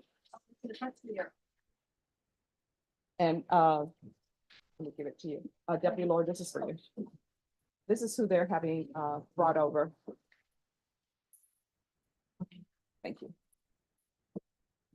All right, so who's the prosecutor on Munoz? Andrew Harrison. Okay. So have you received? It shows that Anthony Cantrell is on this too as well, or no? News to me, Judge. All right, it says Cantrell. Oh, I'm sorry, that's Patricia Munoz. Okay. All right, defense, have you, I'm sorry? Thank you. All right, defense, have you received all the discovery? For the indicted case, yes, Your Honor. And state, where are we on discovery for the cases that are unindicted? All right. Do you know when these cases are going to be taken to the grand jury? All right, so this is going to be recalled for July 22nd. July 22nd, discovery for the unindicted cases need to be given to the defense. And defense, you're listed on all of the cases? Yes, Your Honor. All right, so the discovery for the unindicted cases need to be uploaded, and at the next setting state, you'll need to let the court know when do you expect that these cases will be presented to indictment. All right, is there anything else? Yes, Judge. I have a question as to his competency. I was gonna ask that we have him evaluated for competency. Okay. He's had prior mental diagnoses. Can you order that today, or should I file a formal motion tonight? All right, if you'll file a motion, Yes, and we'll put a notation down that he needs a competency evaluation. I'll do that tonight. Yes, Your Honor. All right, and then we'll have an update on that, even though you're following it and you're gonna file it electronically. Just still make sure that you hand bring the motion here because things are getting lost in the system. And we can make sure that there's a smooth transition to Judge Carruthers' court. Yes, Your Honor, I will. All right, is there anything else? You still want us back July 22nd? Second. Yes, Your Honor. Okay. All right, so July 22nd will be to make sure that everything's transitioned for him to be evaluated and to get an update on discovery. Yes, Your Honor. Thank you. All right, Mr. Munoz, do you have any questions? No, ma'am. All right, thank you. We're done. See you soon. Have a seat in the first row.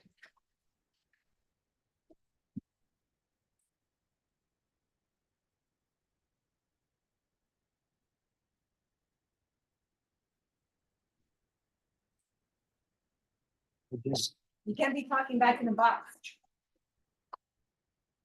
Don't.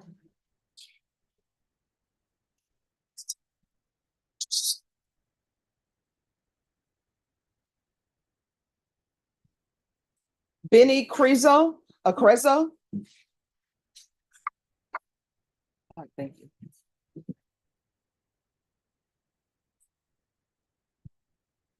I'm telling you, I have to get used to reading this docket to find where people are located.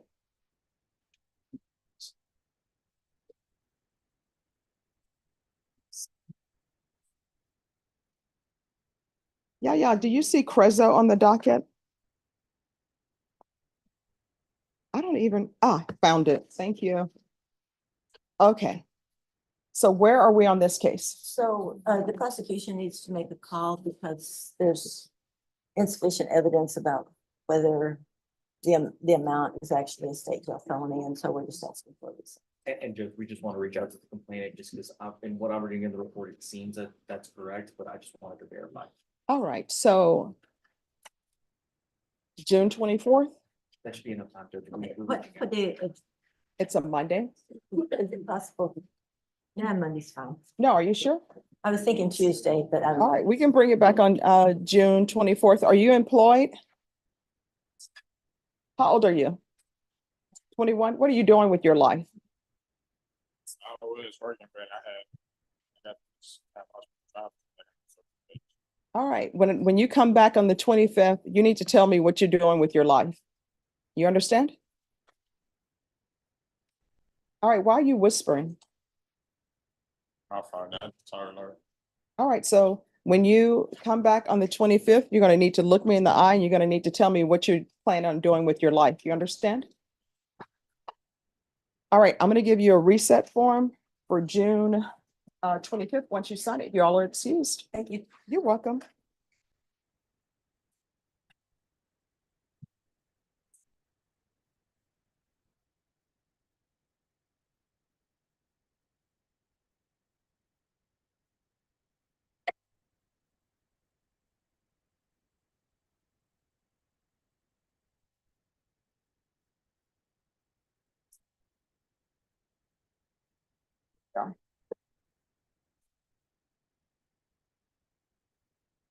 Yeah. Miss Bill. Phyllis. Phyllis. Oh, I'm sorry. I thought I was gonna get it in my email. Juan Arambala.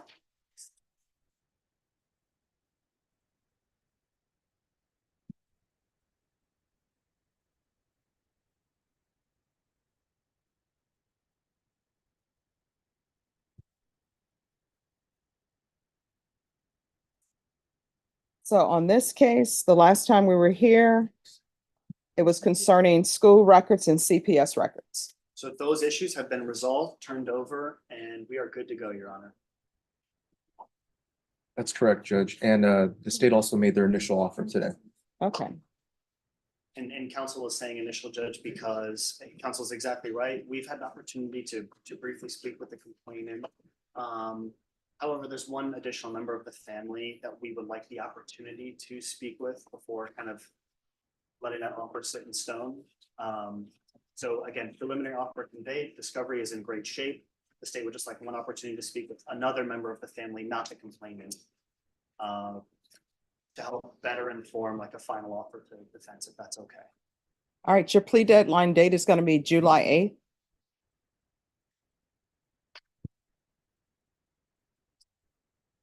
Once you sign the reset form, you are excused. Do you have any questions? No, thank you, Your Honor. Thank you, Judge. You're welcome.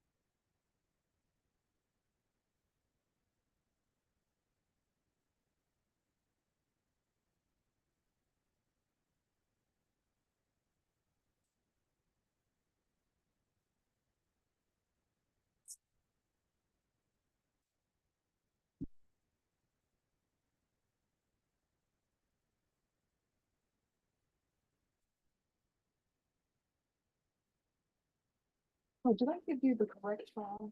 Because this is a wrong file. I hope I didn't give you the incorrect file. Oh, okay, thank you. Ralph Reyes.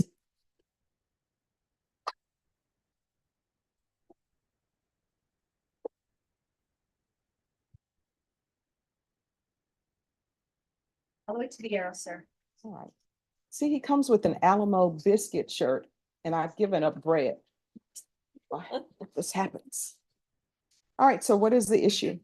Judge, there was a status report for consideration for extension submitted to the court. And upon the signing of the extension, you wanted him to be extended 2 months instead of the 6 months. And you wanted to talk to him in regards to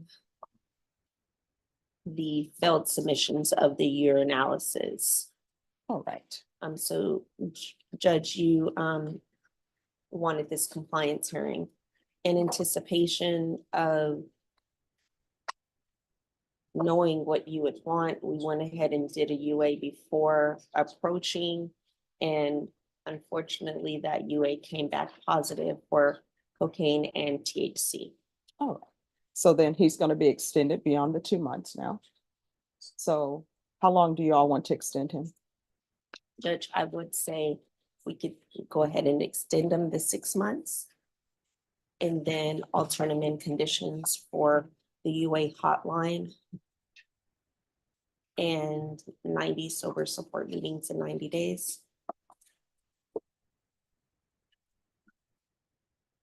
I believe there are some life stressors that Mr. Reyes has communicated to his officer. I don't know if he wants to communicate those to you. All right. Do you want to communicate those to me? I don't find a need to. All right. So here's the thing. I understand that people have stresses in their life. Some people's stressors are more traumatic than others, but you're on deferred adjudication for a 3rd-degree felony. So the range of punishment is up to 10 years in prison. Nobody can help you if you don't tell us you need help. You understand? Yes, ma'am. So you are not allowed to use drugs. You understand? Yes, ma'am. And if you think you're going to use drugs or you're thinking about using drugs in this court, call your probation officer and let them know. If you call them and say, I'm thinking about using drugs, 9 times out of 10, they're not going to file a motion to revoke. They're going to try to get you help. Or either they're going to come to the court and send me a supplemental report saying you have a drug issue. What can we do to solve this? You understand? Yes, ma'am. Don't be the person where they're looking for you at work and people calling, oh, this is so unlike him. He's always here on time. And then people are looking for you. And then next thing you know, there's a body in the field and it's you. Right. Because the last time you used, maybe the last time you used, you understand? Yes, ma'am. Is there anything else that the court can do to help you maintain your sobriety? All right, is there any therapy he needs for the issues? I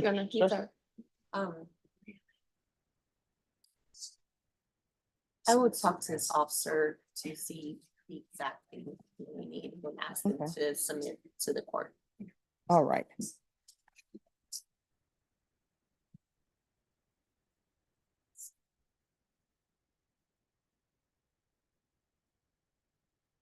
All right, if you don't let people know what your stresses are, I know sometimes people don't want to talk about it because maybe it's too personal and you don't want to relive it. But if you don't let probation know what the issues are so they can direct you to somebody who perhaps can listen and help you, then there's nothing we can do. I think, don't they have an app now? Isn't it called the Wellbeing app where they will put you with, yes, it's free. And they will put you to speak with a psychiatrist or something, and it's somebody or a therapist. And you can actually talk to them about your issues. It's private. So young people, they have an app for that now. So probation will let you know what that app is. I think it's called the Wellbeing app. Okay. Yes, ma'am. All right. And if you need anything else, let the court know. Yes, ma'am. All right. Thank you. Judge, so we're gonna do the alternate amend for the. Yes, we're going to do the alternate amend. We're going to extend him for 6 months. Is that from the original date or from the original extension or From now. from now? Yes. There's going to be the UA hotline, 90 sober meetings in 90 days. And then connect with either probation officer or either connect with Wellbeing apps. You understand? Yes, ma'am. Is there anything else you need from the court? No, ma'am. All right, if you get it together, you can be off this probation, okay? All right, good luck to you. Thank you. Who's here on Avery Anderson? Come forward.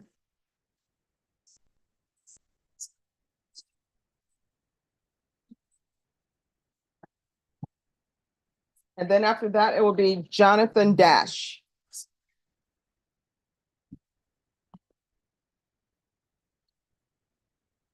All right, where are we? Counsel, you're on this side. Where are we on discovery? We're good, Judge. We received an offer today. We'd like some time to consider it. And ask him to sit. All right, all discovery? Yes, Judge, as far as I'm aware. All right, so how old are you? 31. All right, so I'm gonna reset this for plea deadline date.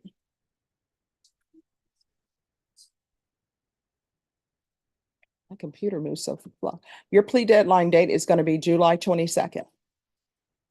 So at that time, when you come back to court, you need to let the court know whether or not you're reaching an agreement with the state or not. Do you understand?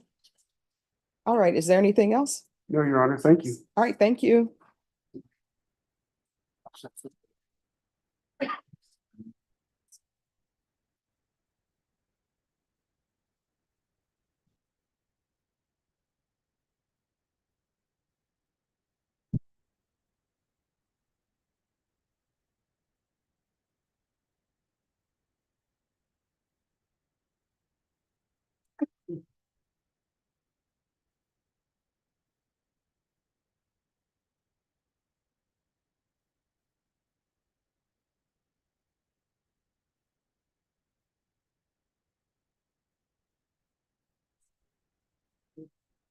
We're still going bonus on that few.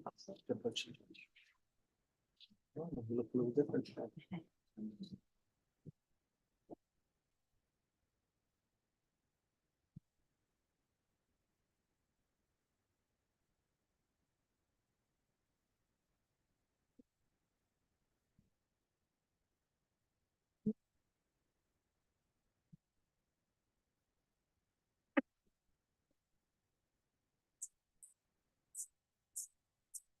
Jonathan Dash.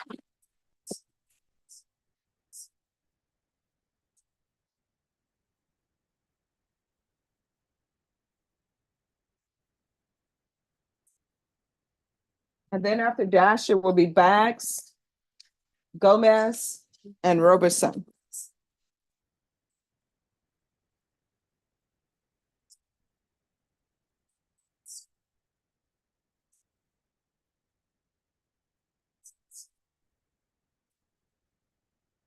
All right, so we're here on the motion to revoke. Yes, Judge. Are both parties ready to proceed? Yes, Judge. We are ready. All right, could I have a file stamp for a motion to revoke? No problem.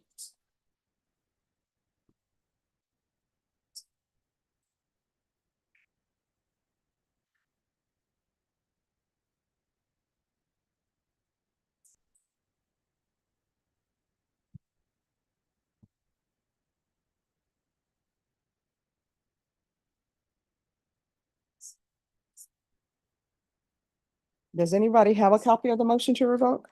You, Judge.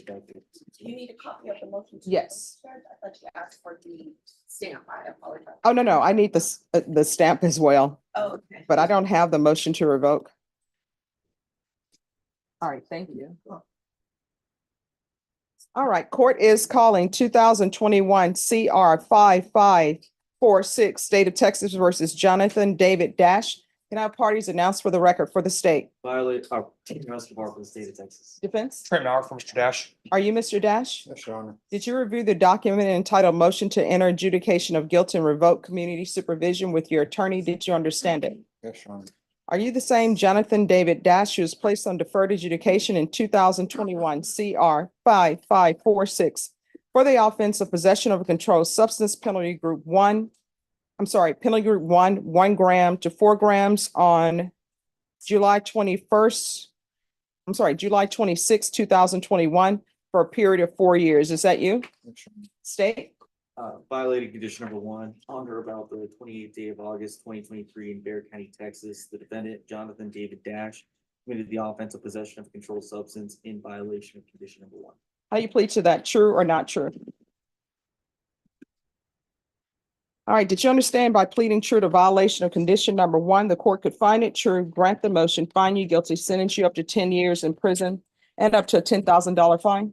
Yes, Your Honor. Knowing that, do you still wish to plead true to violation of condition number 1? Yes, Your Honor. Court will find violation of condition number 1 true. Is there a proposed agreement? Yes, Your Honor, there is. It's to alter and amend to extend the defendant for 2 years on probation. And then in addition to that, it's going to be ISP, mental health, and GPS for 6 months. That is our understanding of the agreement, Your Honor, and I do also have a witness I would like to call whenever the court Sure. finds it appropriate. Would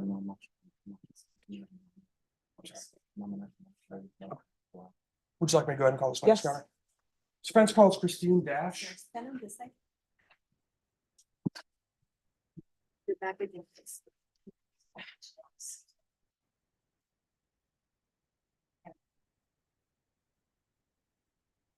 All right, can you raise your right hand? Yes, ma'am. Do you solemnly swear or affirm the testimony you give will be the truth and nothing but the truth, so help you God? I do.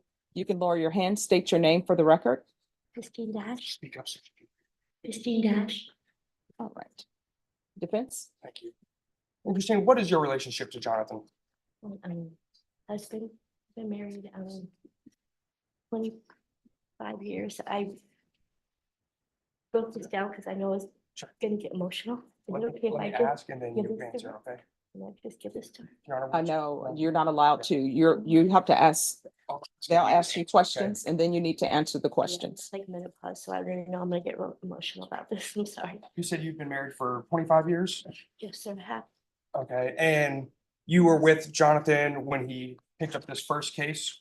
And then when he picked, or I guess when he picked up this new case, you guys were separated at that time, is that correct? Correct, sir. And at that time, was he living with you? No, sir. He was homeless at that time, is that correct? Right, that is correct, yes, sir. And after he picked up this new case, he went to treatment, he has since come home, is that correct? Right, that is correct. And how is he doing now since he's returned home? He's doing so much better. I actually haven't seen this like side of him. We've been together for such a long time. And I've seen him with his ups and downs. I've seen him with his like mental states.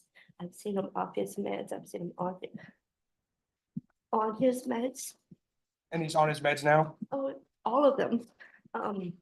I haven't ever seen this like side of him. He's like done a complete like 180 turn that I've like never seen. I'm really like proud of him. He's become a part of his kid's life again.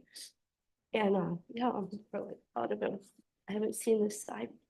And does he lives with you now? Right. And does he help you with the bills and with paying for the house? Yes, sir. Would you, He's very helpful now. would you be able to manage without his help? I could really use it. It's been hard. I've got 2 kids with autism. Our kids have autism. And yeah, it's been pretty hard without them. But again, I really need them. Yeah. would you say that since he's returned home, he seems committed to getting his life on the right He's track? been helping out so much. I mean, you can like look at him like he's like gained like 60 pounds. He's like become like a new person. He like helps us out so much. He spent time with the kids, which really means a lot. All right, so let me just tell everybody, here's the question. 1, neither person wants him revoked, is that correct? Yes, that is correct, Your Honor. It appears there is a drug issue here, is that correct? Yes. Has he been UA today? I'm not sure, Your Honor. He has been negative, or on every test he's taken it was negative. He had some diluted. Oh, well, He is pre-diabetic. All right, we can do a UA now today. Okay, and after he picked up this new case, he went to ISF. So he's been in treatment, Your Honor, and All right. he's adamant that he's not been using. All right, so let's do a UA and then I have we'll no go further from there. questions for this witness, Your Honor. All right. Thank you. Thank you, Judge.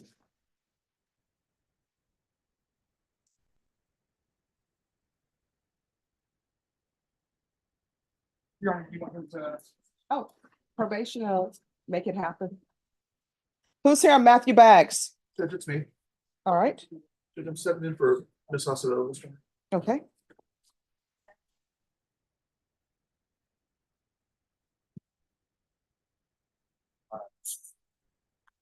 Hello. Hi. Hi. Oh, this was supposed to be a plea today. What's happening? Ms. Elsa is not available, just asking to recall this case for tomorrow. All right. You're gonna come back tomorrow. Yes, ma'am. All right, so this will either be worked out or we'll have a jury trial tomorrow. Yes, ma'am. All right. Thank you. All right, let me give you a reset form, okay? Yes, sir.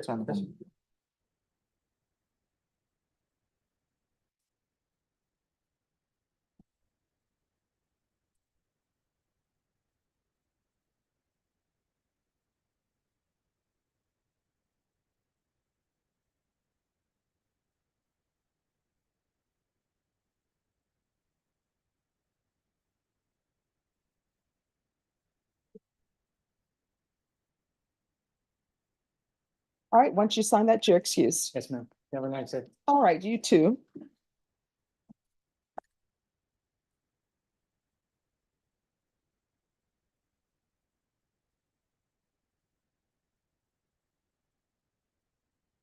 Cristobal Gomez.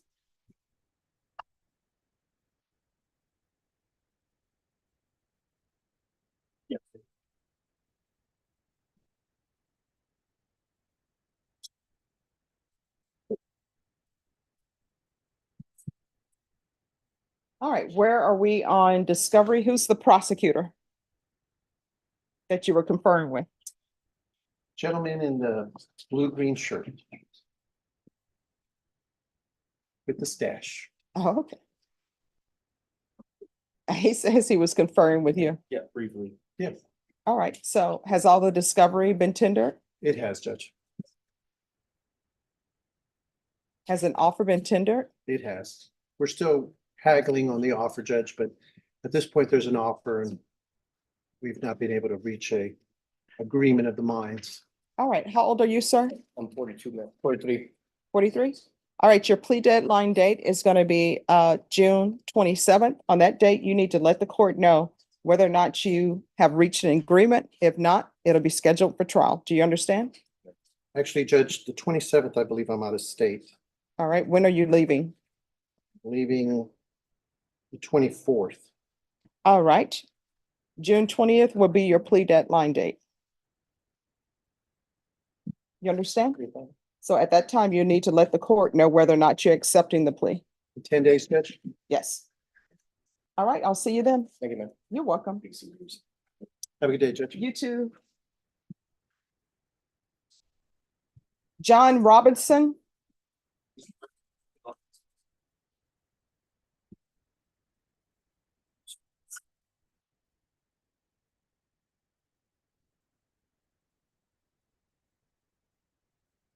All right, State, have you had a chance to review the violation report? I did. All right, court is calling NIMAG number 749826, State of Texas versus John Harold Robinson. Can I have parties announced for the record for the state? Jason. Defense? George Sherman on behalf of the defendant. And are you John Robinson? All right, the court has received a first violation report for high-brack readings. Defense? Judge, I'd just like to bring something to your attention. You've probably noticed it already. Mhm. The arrest date was in February. They generally give him 30 days to get an ignition interlock, which he did. Mhm. And all of these violations are in the first month of his ignition interlock. And my position for this, and you can talk to him about this, it's a lifestyle change for somebody here. And I understand there's no excuse for this, but he is not drinking now, and you will not see him here again on a violation. All right, State? State's disposition is that there's, it seems like there's high bracks over a period of time. And that's just concerning to the state line. Other than that, we'll leave it to the court with the any type of punishments or additional bond conditions. All right, this is what the court is going to order. There's going to be continued no alcohol use. The ignition interlock is going to continue. You're going to do the DUI, DWI education course. And I'm gonna want 90 sober meetings from you in 90 days. Do you understand? Yes, Your Honor. Are you currently doing any sober support meetings? Yes, Your Honor. How often are you doing them? 2 to 3 times a week. Okay, that is awesome. But you're gonna need to do the 90 in 90 days, you understand? Yes, Your Honor. And that'll start from now. I'm glad you understand what it takes for you to be sober. All right, is there anything else? Nothing further defense. All right, thank you. Thank you. All right, if there's an issue with your sobriety and you feel as though you need more to address that, all you need to do is come back to court. Don't let me get a violation report, you understand? Yes, ma'am. All right, good luck to you. Thank you. Thank you.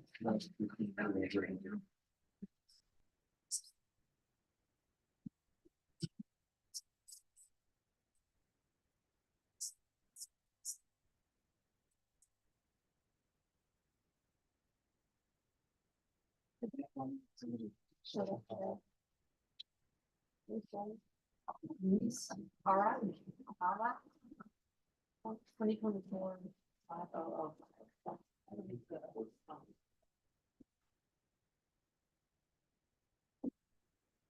All right, everyone, we're recessing at noon. So if you are not ready, then what's going to end up happening is you're going to be brought back in the afternoon. Joshua Wong?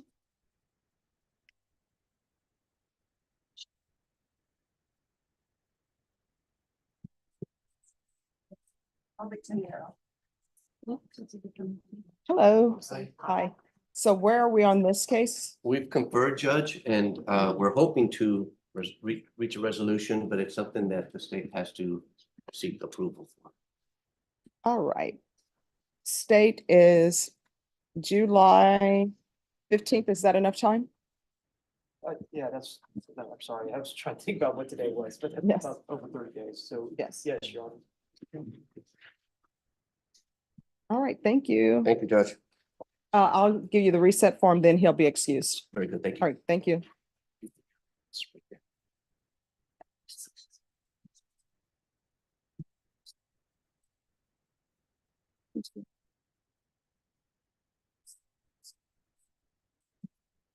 What was happening?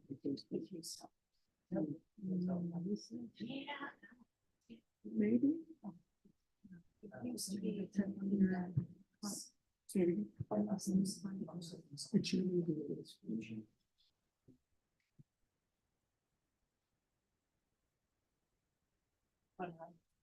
Oops, sorry, it fell. Yeah, I'm sorry.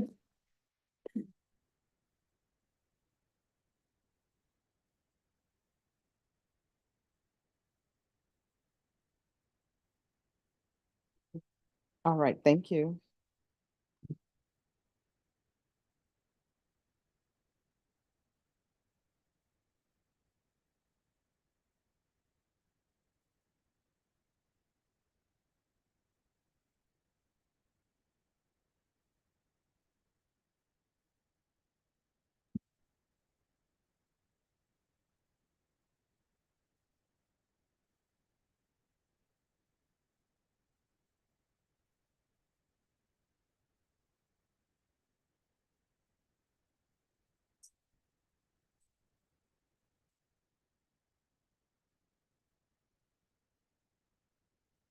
Regina Weaver.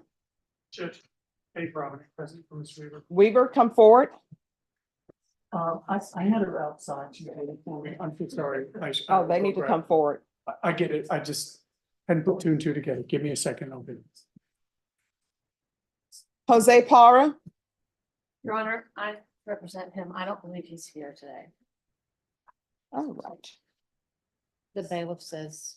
I All haven't right, seen him. Court you're on this side. Okay. Court is calling 2024 CR 5005, State of Texas versus Jose Luis Parra. Could I have parties announced for the record for the state? Tucked on for the state. Brenda Defense. Levenstein for Mr. Pata. All right, this hearing was scheduled at 9 a.m. and it's now 11:18 a.m.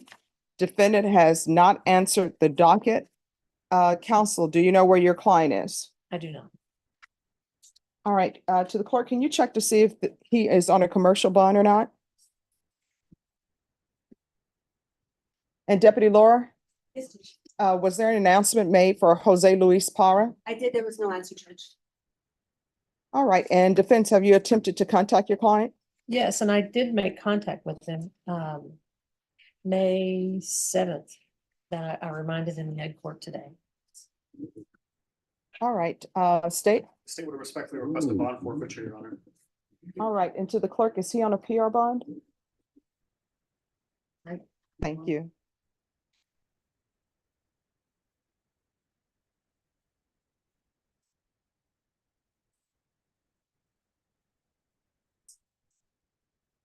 And state you're excused. Thank you, Judge. All right. Court will grant the bond forfeiture, remand your client without bond. If your client makes an appearance, the court will reconsider. All right, thank you. You're welcome.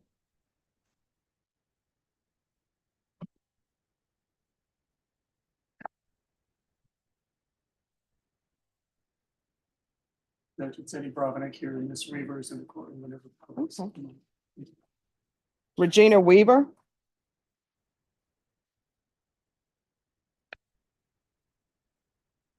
Counsel, you're on this side. Your client is in the center. Okay, thanks. You're welcome.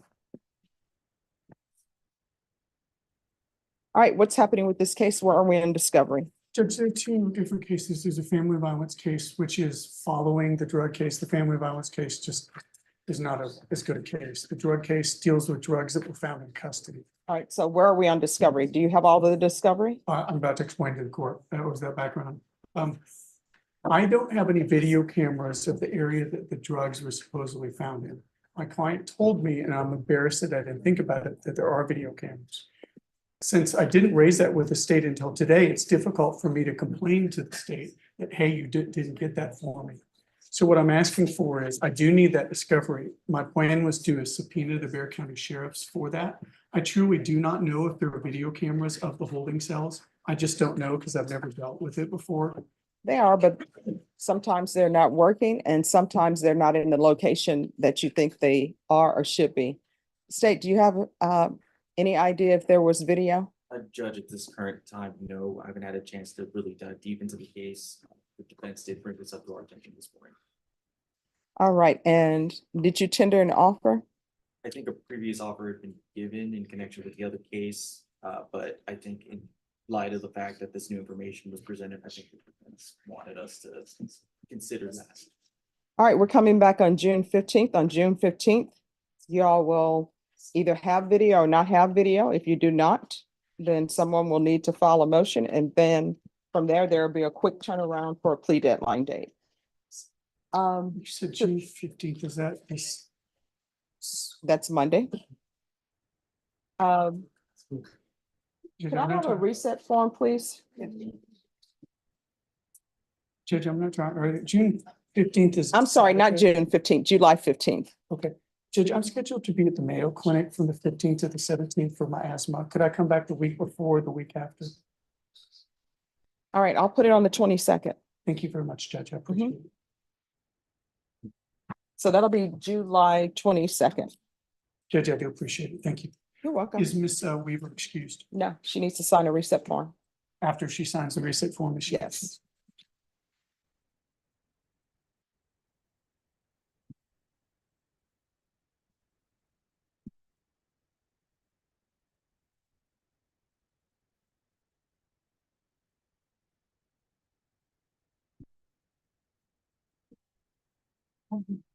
On forms, the state doesn't have the files. Using the ones like to sit back at who's got them. It's the-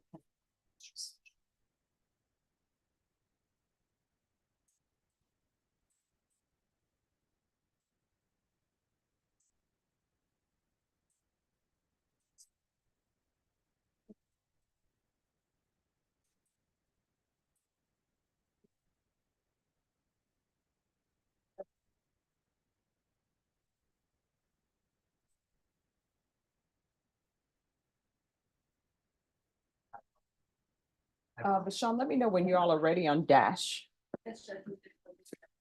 Okay. Torrance, no, I'm sorry. It's for. Torrance knows.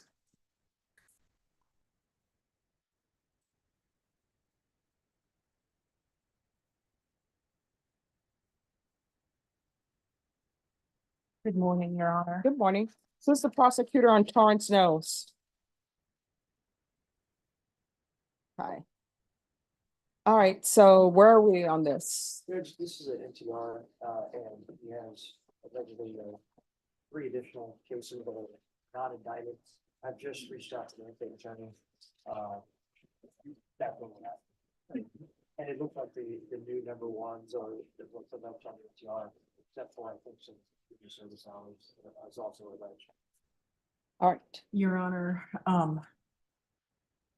I'll be representing Mr. Knowles on the new number ones, and we will request a reset. We need to be able to work through those cases in order to determine the best outcome on the NTR. all right, your contested hearing will be on July 25th. Everyone needs to have their witnesses available. Your Honor, I may be in North Texas wait, hold on, if you can bear with me for just a second, let me double check my calendar.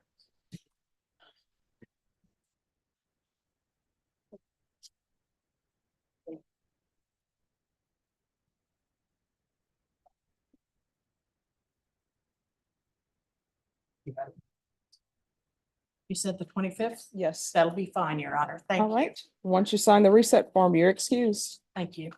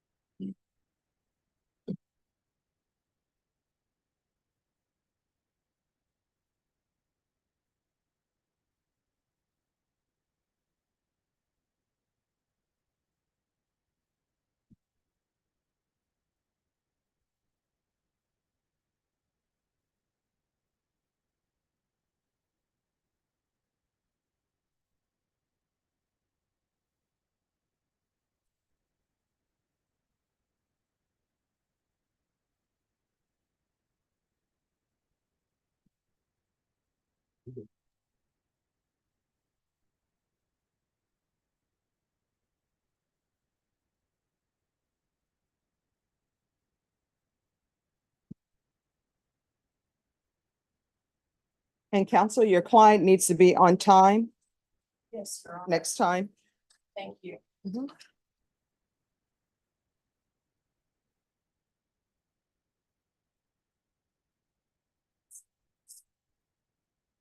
All right, anyone else ready? All right, thank you.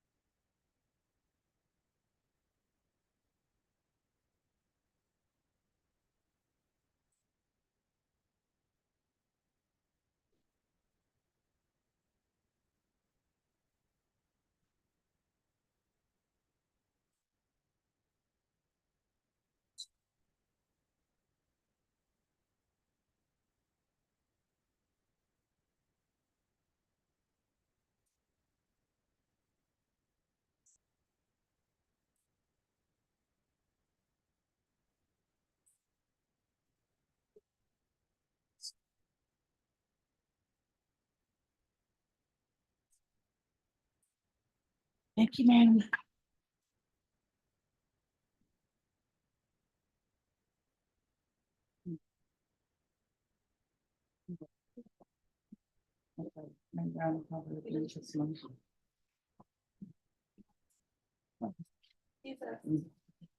That's what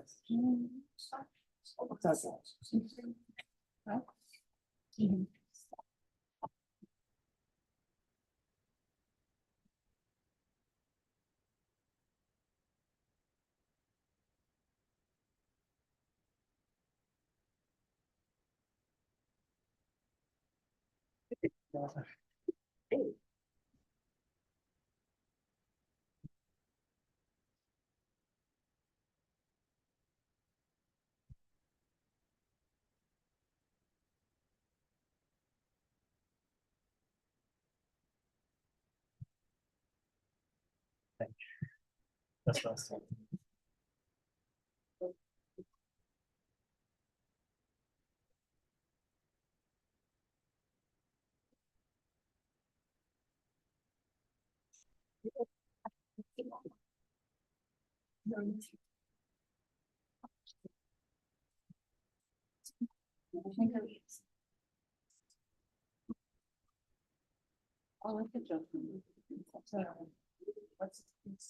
Huh?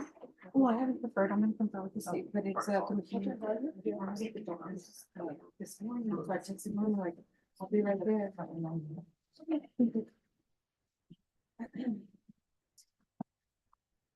Will, people are just calling you by your last name. It sounds like a secret agent name. Happened my whole life. Brooks. I guess it's because also first name too. Yeah.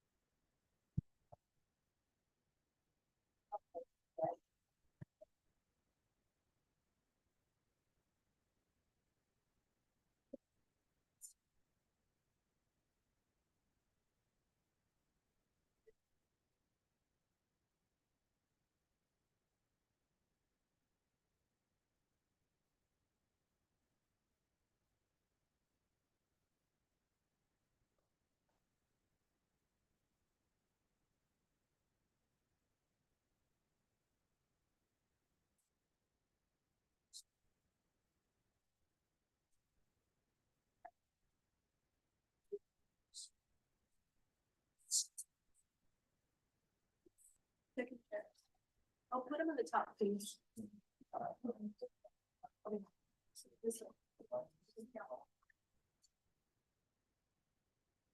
Oh, and I forgot to tell you, so we have a jury trial that's scheduled for tomorrow. So if you want to bring your machine tomorrow, that would probably be a good time for you to practice. Because there'll be attorneys, of course, different attorneys talking, a lot of people talking at different speeds. Sure.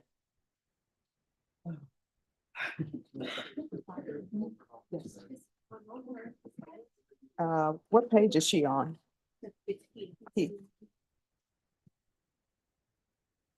His attorney was, is it Todd McCray? Okay, let me see, and I know it was reset, but I'll give you the date. It's been reset for June 13th. Yes. Making sure to start clearing out. Yes. And Cristobal Gomez, he's done. He's on page 1, so we're done. And let me see.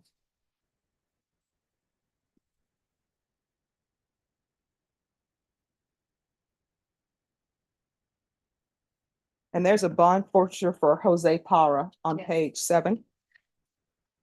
Destiny Cortez on page 8 is done. Johnny Munoz on page 8 is done.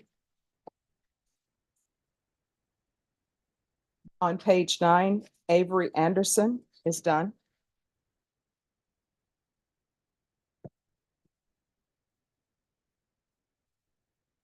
On page 12, Anthony Warrington is done.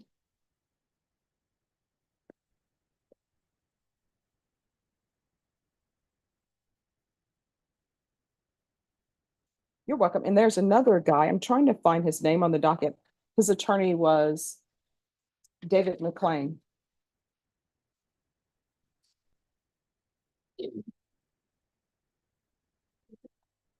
I'm sorry, who? Yes. Hi, Judge. Mr. Almanza.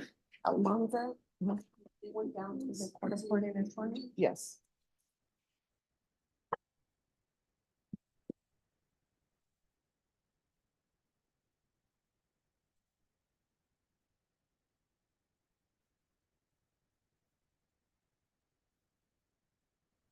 All right, so they should appoint one for him. And I'll just forward it to Mac as well. So you have your reset form? All right, so just remain. I'm going to see if at least Mac can let you know the name of your attorney before you go and give you the contact information.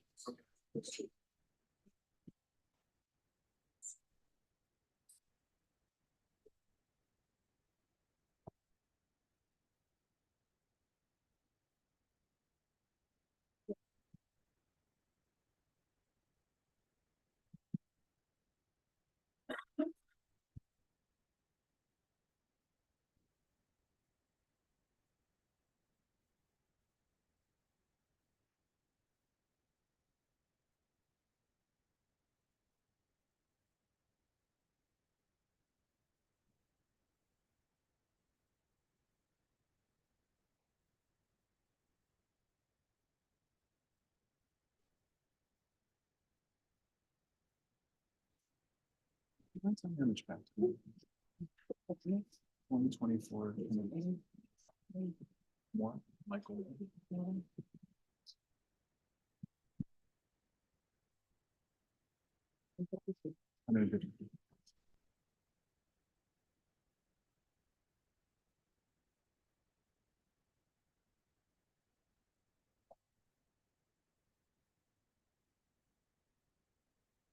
Are you able to pull up to see who's on the rotation list? The next in line for court appointed attorney. All right. This is what we'll do. We'll take care of it.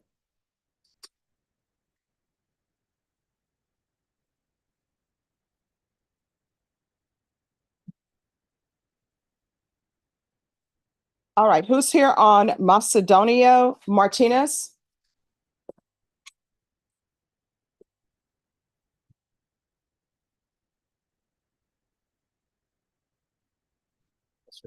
All right, and is that a plea to two both causes? Yes.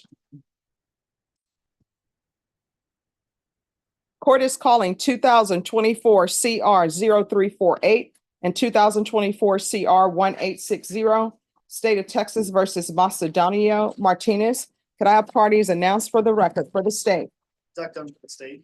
Defense, Scott McComb from Mr. Martinez. are you Mr. Martinez? Yes, Your Honor. Counsel, have you received all of the discovery in each cause number and did you review it with your client? Yes, I have and I did. And each cause number, the court will find that the state is in compliance with discovery. And each cause number, did you review the documents entitled application for community supervision with your attorney? Did you understand it? Yes, sir. And did you sign it? Yes, Your Honor. And each cause number, did you review the documents entitled true bill of indictment with your attorney? Did you understand them? Yes, Your Honor. Counsel, in each cause number, do you waive the reading of the indictment? Yes, Judge. State, in each cause number, are you proceeding on the indictment as presented? Yes, Your Honor. For the family case it is as is, and then for the CTD case, we're proceeding on both counts of the indictment.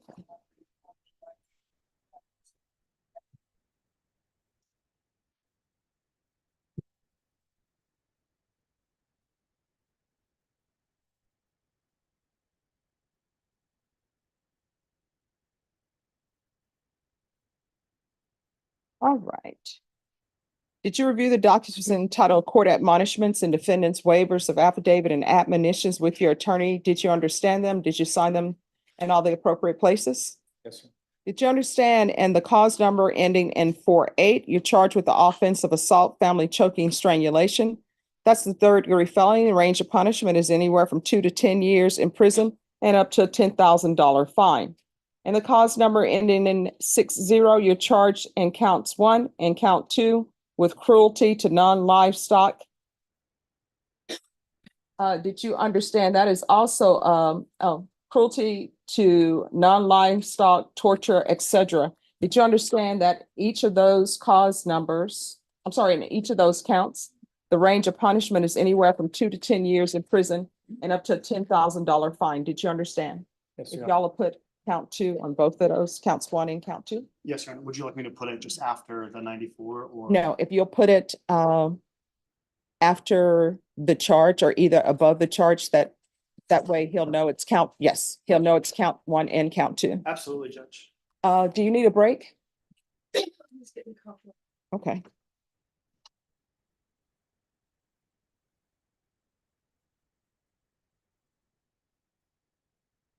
And each cause number, do you understand you have a right to jury trial? Oh, I'm so sorry.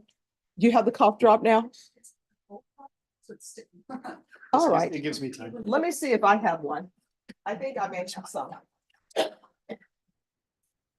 you have any cough drops over there? They're judged.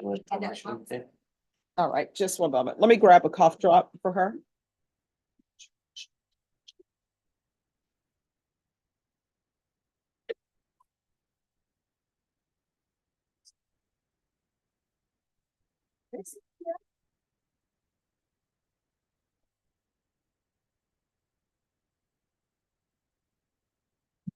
You might have flower allergies. No, she's never gonna follow Ellen for this one.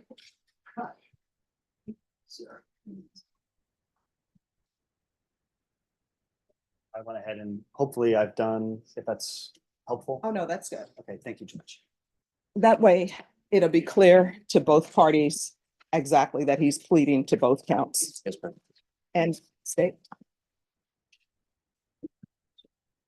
All right, we're back on the record. And did you understand, if you have a plea bargain agreement, the court does not have to follow your plea in either of these cases. If for any reason the court does not follow your plea and gives you more than you bargained for, the fact that you entered a plea will not be used against you and you will be allowed to withdraw your plea. Did you understand? Yes, Your Honor. Did you understand you have a right to jury trial, a right for you or your attorney to cross-examine and confront any witnesses the state would call, and the right to remain silent? Counsel, did you have him sign? Did you understand by entering these agreements, you were giving up those rights? Yes, sir. And did you intend to give up those rights and enter into pleas in each of these cause numbers? Yes, sir. Counsel, has your client been able to provide you with any defenses? He has. Do you believe he has a rational as well as a factual understanding of the charges against him? He does. Do you believe he's currently competent and was legally sane at the time of the offenses? I do believe. Mr. Martinez, has anyone threatened you, coerced you, or placed you in fear to get you to enter the plea? No, Your Honor. Anyone promised you anything other than the plea? No, Your Honor. Are you satisfied with the way you've been represented? Yes. Are you a U.S. citizen? Yes. In each cause number, the court will find that defendant has knowingly and voluntarily waived his right to jury trial. In each cause number, punishment is to be assessed at 8 years in the prison. The state recommends community supervision. The cases will run concurrent. State will take in consideration 717751, 723910. There's to be no ownership of connection with animals or pets. And in the cause number ending in 48, there's an affirmative finding of family violence. There's to be no contact with the complainant and no contact with Dominique Hernandez. Did you understand with the affirmative finding of family violence, you're not allowed to own or possess any weapons or ammunition? Yes, Your Honor. Did you understand with an affirmative finding of family violence, you're not allowed to be designated as a primary custodial parent? Did you understand that to be your plea? Defense? Yes, sir. State? Yes, Your Honor. Did you review the waiver of appeal paragraph with your attorney? Did you understand it? Did you sign it in both places? Yes, Your Honor. Did you understand by signing that you're waiving your right to appeal? The only items that can be appealed are written pretrial motions that have been filed, heard, and ruled upon by the court. Did you understand? Counsel, have there been any such motions? Only bond-related motions, Judge. Outside the agreement, the state is requesting that your community supervision be for a term of 8 years. And the cause number ending in 1860, they're requesting a TAP evaluation, follow recommendation, $1,000 fine, 200 hours of community service restitution, and that you be placed on the MIC caseload. Did you understand those are recommendations from the state and the court does not have to follow those recommendations? Yes, Your Honor. Then in the cause number ending in 1860, how do you plead to count one? No contest. How do you plead to count two? No contest. And the cause number ending in 0348, how do you plead? No contest. State any evidence. Yes, Your Honor, for both causes, state offer state wanted attachments with both. Okay. Right. State, did you have a chance to speak with the complainant? Yes, And is the complainant aware of the plea agreement? the complainant is aware, Your Honor, yes. All right. You may be excused. Thank you, Judge. And each of the cause numbers, did you review the document entitled waiver and consent to stipulation of testimony and stipulations with your attorney? Did you understand it? Did you sign it in all the appropriate places? Yes, Your Honor. Again, did you understand you have a right to jury trial, a right for you or your attorney to cross-examine and confront any witnesses the state will call in the right to remain silent? Yes, Your Honor. Did you understand that today the state will be presenting evidence in the form of witnesses' statements and police reports, but most importantly, there will be no live testimony? Did you understand? Yes, Your Court will find that defendant has knowingly and voluntarily waived and consented to stipulation of testimony and stipulations. Court will accept into evidence states exhibits 1 and attachments, and the court will review the same.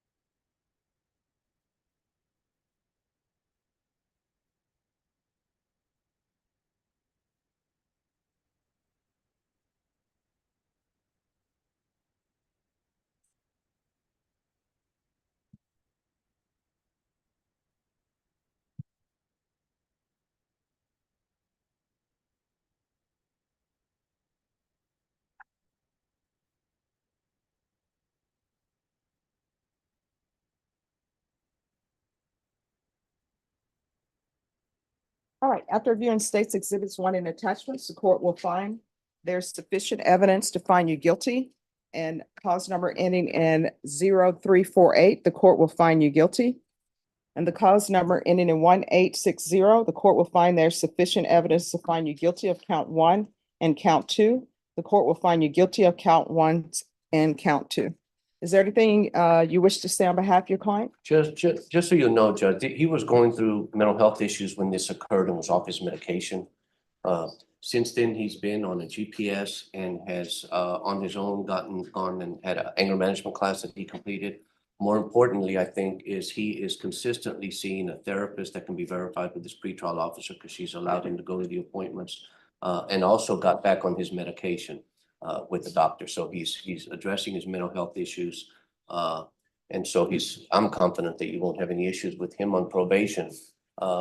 He's also gonna suffer a severe consequence already out of this, even though he's getting probation, and that he's been a licensed insurance adjuster for, I think, going on 20 years. Because of these felony convictions, he's gonna lose his license and lose his job. He's confident he can find other work, but he would have preferred not losing these things. So he has suffered consequences because of this, and he's addressing the mental health issues that caused it, if that'll give the court any comfort in this video. Is Child Protective Services involved in this? No, they're divorced and they're not his biological children. Okay. Well, why was He does have his own children though. Well, in the police report, he's complaining that she has a boyfriend at the child exchange. So what child exchange was taking place? I don't know, but if it's something that is up from the police report of that incident, like I said, his mental health wasn't right, but maybe you can answer that. We never had, the only child exchanges we had were with her ex-husband. And that's how we would do child exchanges. Like I would take them. No, I mean, your attorney is saying that you don't have any biological children with her. Oh, no, not with her.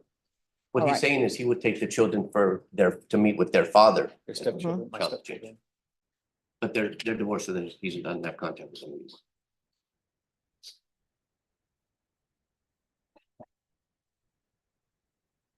And what is his mental diagnosis? Anxiety and depression. But I've kept up, I've started off at twice a week for therapy, once a month for psychiatry. And they've tapered me off to once a month for therapy, and then once a month for psychiatry. Okay, I'm not a psychiatrist. I don't pretend to be one. Did I take a lot of psychology courses in college? Yes. Where I could have majored in it? Yes, but I'm not a psychiatrist. So I don't understand how I'm not on my anxiety or depression medication equals cruelty to animals. I don't know, Judge. So if I can explain that, Your Honor? Yes. So on that day, it was a long week. I underestimated my role in the situation where her daughter, my stepdaughter at the time, had a back surgery. And so I thought it was going to be, her and her ex-husband or whatever. So he didn't go. He went for like 2 hours. And so I took the whole week off of work. That was stressing me out. And then when we got back from when she was released from the hospital, I had to go pick up my mom because it was my daughter's time to come live with me for the summer because of my agreements. So I drove back from Laredo, came back, and then we went to the hospital, picked up my stepdaughter, and we all went home together. And then we just started to have an argument, and I think both of us were really heated. Then when she left me, I fell asleep because we fought all night and I worked all day and I passed out. I fell asleep. When I woke up, she was gone, and I had lost my family. And so I just kind of I've never had a mental health issue like that, like a mental lapse like that. So I'm trying to understand how all of those pressures translate to killing a rabbit, and it appears snatching apart the spine of a snake, but you didn't disturb the cats. that were your mom's cats. So I don't understand. Oh. Who did the snake and the rabbit belong Cats are to? the cats are all of our cats. All right, so who does the snake and rabbit belong to? The snake, the rabbit was mine and hers, and the snake was her son's.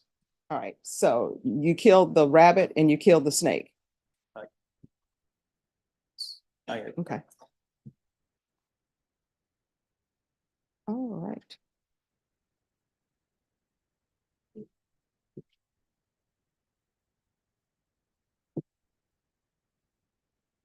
All right, this is what the court is ordering, and cause number ending in 0348.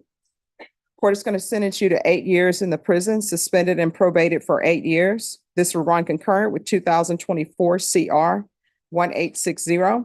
Take in consideration 71775, 723910. There's an affirmative finding of family violence. There's to be no contact with Christine Martinez, Dominique Hernandez, no unsupervised contact with minors, regular reporting by Zoom or in person, proof of employment within 30 days, no employment as a home healthcare provider or with minors. There's to be no ownership or contact with any animals. So that means not going to the zoo, anything that has to do anything with animals. You can't own a goldfish, anything. You understand? I'm going to want field visits 1 time per month until further notice. There's to be 200 hours of community service restitution. I'm going to order parenting classes. Once parenting classes are completed, that will be deemed satisfied. Is there anything else with regards to that case, probation? Did you? There'll be regular random UAs. All right, did you review the document entitled Trial Court Certification of Defendant's Rights to Appeal in that cause number? Did you understand it and did you sign it? Yes, yeah. All right, because this is a plea bargain agreement, because I followed your plea bargain agreement, and because you waived your right to appeal, you do not have the court's permission to appeal. Because it's an affirmative finding of family violence, you're not allowed to own or possess any weapons or ammunition. If you have a question over what a weapon or ammunition is, you'll need to speak to an attorney. Do you understand? Yes, yeah. All right, next we're going to proceed in cause number ending in 1860. In each count, the court is finding you guilty. Both counts will run concurrent with each other. And it will be concurrent with 2024 CR 0348. Regular reporting by Zoom or in person. Regular random UAs. 200 hours of community service restitution. Proof of employment within 30 days. There's to be no employment as a home healthcare provider or with minors. Field visits until further notice.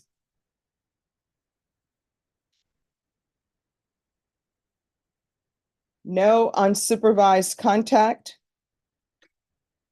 with minors.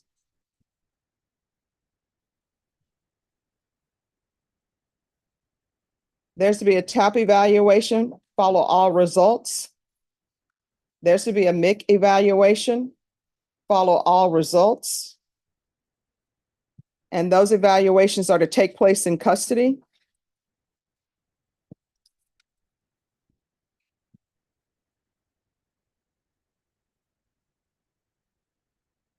There's to be no contact with animals. Probation, there's going to be field visits until further notice. Is there anything else he needs? In filling out his personal data form, it indicates that he lives in Laredo. Okay. So are you giving him permission to? All right. So what we'll do, because you all can't do field visits in Laredo, correct? So we can transfer the case. We can transfer the case and depending on whether or not, they have the ability to do that there. I can ask for a report to let you know. All right, so we'll do a transfer to Laredo. I'm gonna want GPS, waive fees, and he's to be on GPS until further notice. Is there anything else, probation? No, Judge. All right, did you review the document entitled Trial Court Certification of Defendant's Rights to Appeal with your attorney? Did you understand it and did you sign it? Because this is a plea bargain agreement, because I followed your plea bargain agreement, and because you waived your right to appeal, you do not have the court's permission to appeal. Because this is a felony conviction, you're not allowed to own or possess any weapons or ammunition. If you have a question over what a weapon or ammunition is, you'll need to speak to an attorney. Do you understand? And probation, both cases, you can see if they'll transfer them to Laredo. All right, thank you. Deputy Laura, he's gonna go into custody.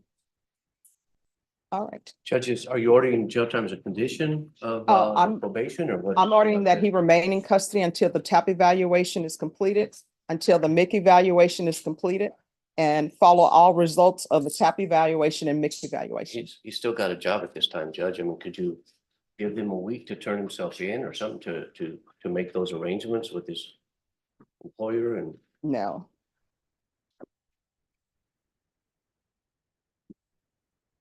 That's gonna hurt his livelihood. I mean, I understand. All right, thank you.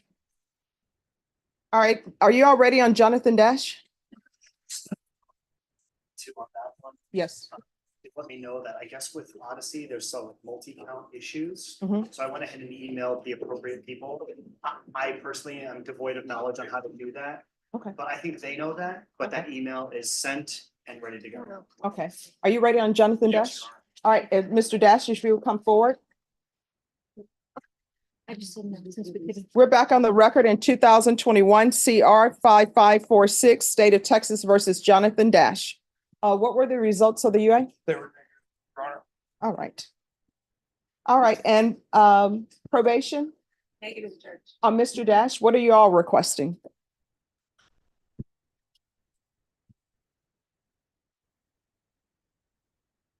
Judge, the court summary indicates amend conditions to include ISP, mental health, the MIC unit and GPS for 6 months.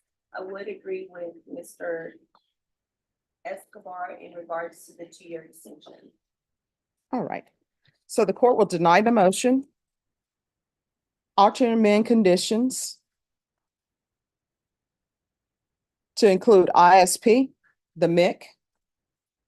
There's going to be 90 sober meetings in 90 days and extend for 2 years. Thank you, Your Honor. And state what is happening with the new case. Yeah, we'll take that into consideration. All right, and they will take in consideration 2024 CR 1418.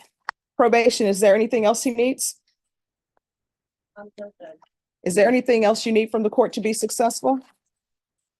Your Honor, there was one thing I wanted to address as far as the GPS fees. He is working, he's driving DoorDash right now, is to make some money. I didn't order GPS. Oh, I'm sorry, that was part of our, okay. No problem. All right. Nothing more from. Oh, and I'm so sorry, probation. We're gonna do the UA hotline until further notice. All right. Thank Thank you, you. Your Honor. Will you be excused? Yes. Is Damian Trevino in custody? All right, so y'all need to come back at 1:30. The court is going on recess. Who is here on Michael Rodriguez?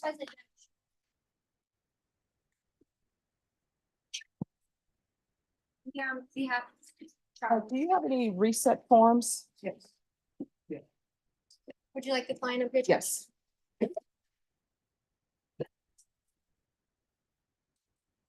All right, where are we on discovery?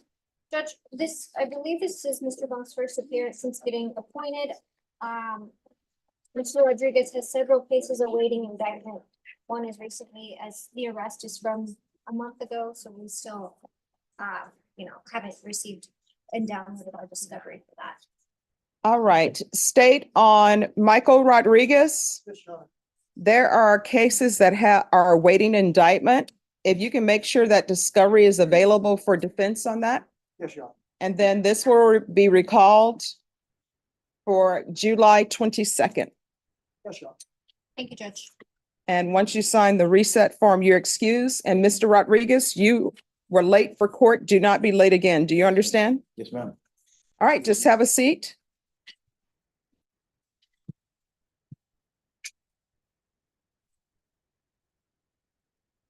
Oh, Cindy, you can leave. We're gonna come back in the afternoon at 1:30.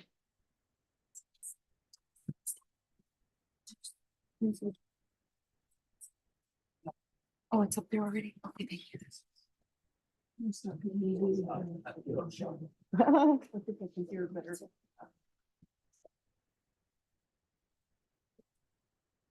Yes, yes. Okay, sure. I was once lost, but now I'm found. Okay. Yeah. You're welcome. All right, Jessica Bonner, She's in the box, Your Honor. come down. Who's the attorney for Jessica Bonner? All right, where are we on discovery? We have all discovery, and I believe We have an agreement, Your Honor. We were hoping to reset this for a plea on Wednesday morning. All right, is there a reason why we can't do the plea today? I actually will not be available this afternoon, Your Honor. Okay. So, let's see. Yes. Tomorrow would work, but, All right, we'll come back on June 11th for the plea. Yes, and you'll need to be here at 9 a.m. We're starting a jury trial. no problem. All right, thank you.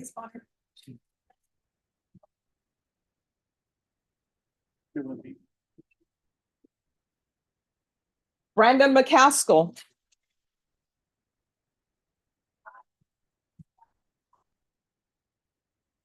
He's insurance. Okay. Hello. Jobs for the shorts. I apologize. All right, so you know that's not appropriate attire. I have nothing else. I apologize. Okay. I haven't been in court so long, I'll keep forgetting. All right. Winter does happen. Winter is coming, so you got to make sure you at least have one pair of pants. And for court, this is the thing, and I would always tell my client this all the time. You don't have to wear a suit and tie. If you have one, great. I would always try to make sure my clients had a suit and tie, but it's not 100% necessary. But you do need to have long pants. All right.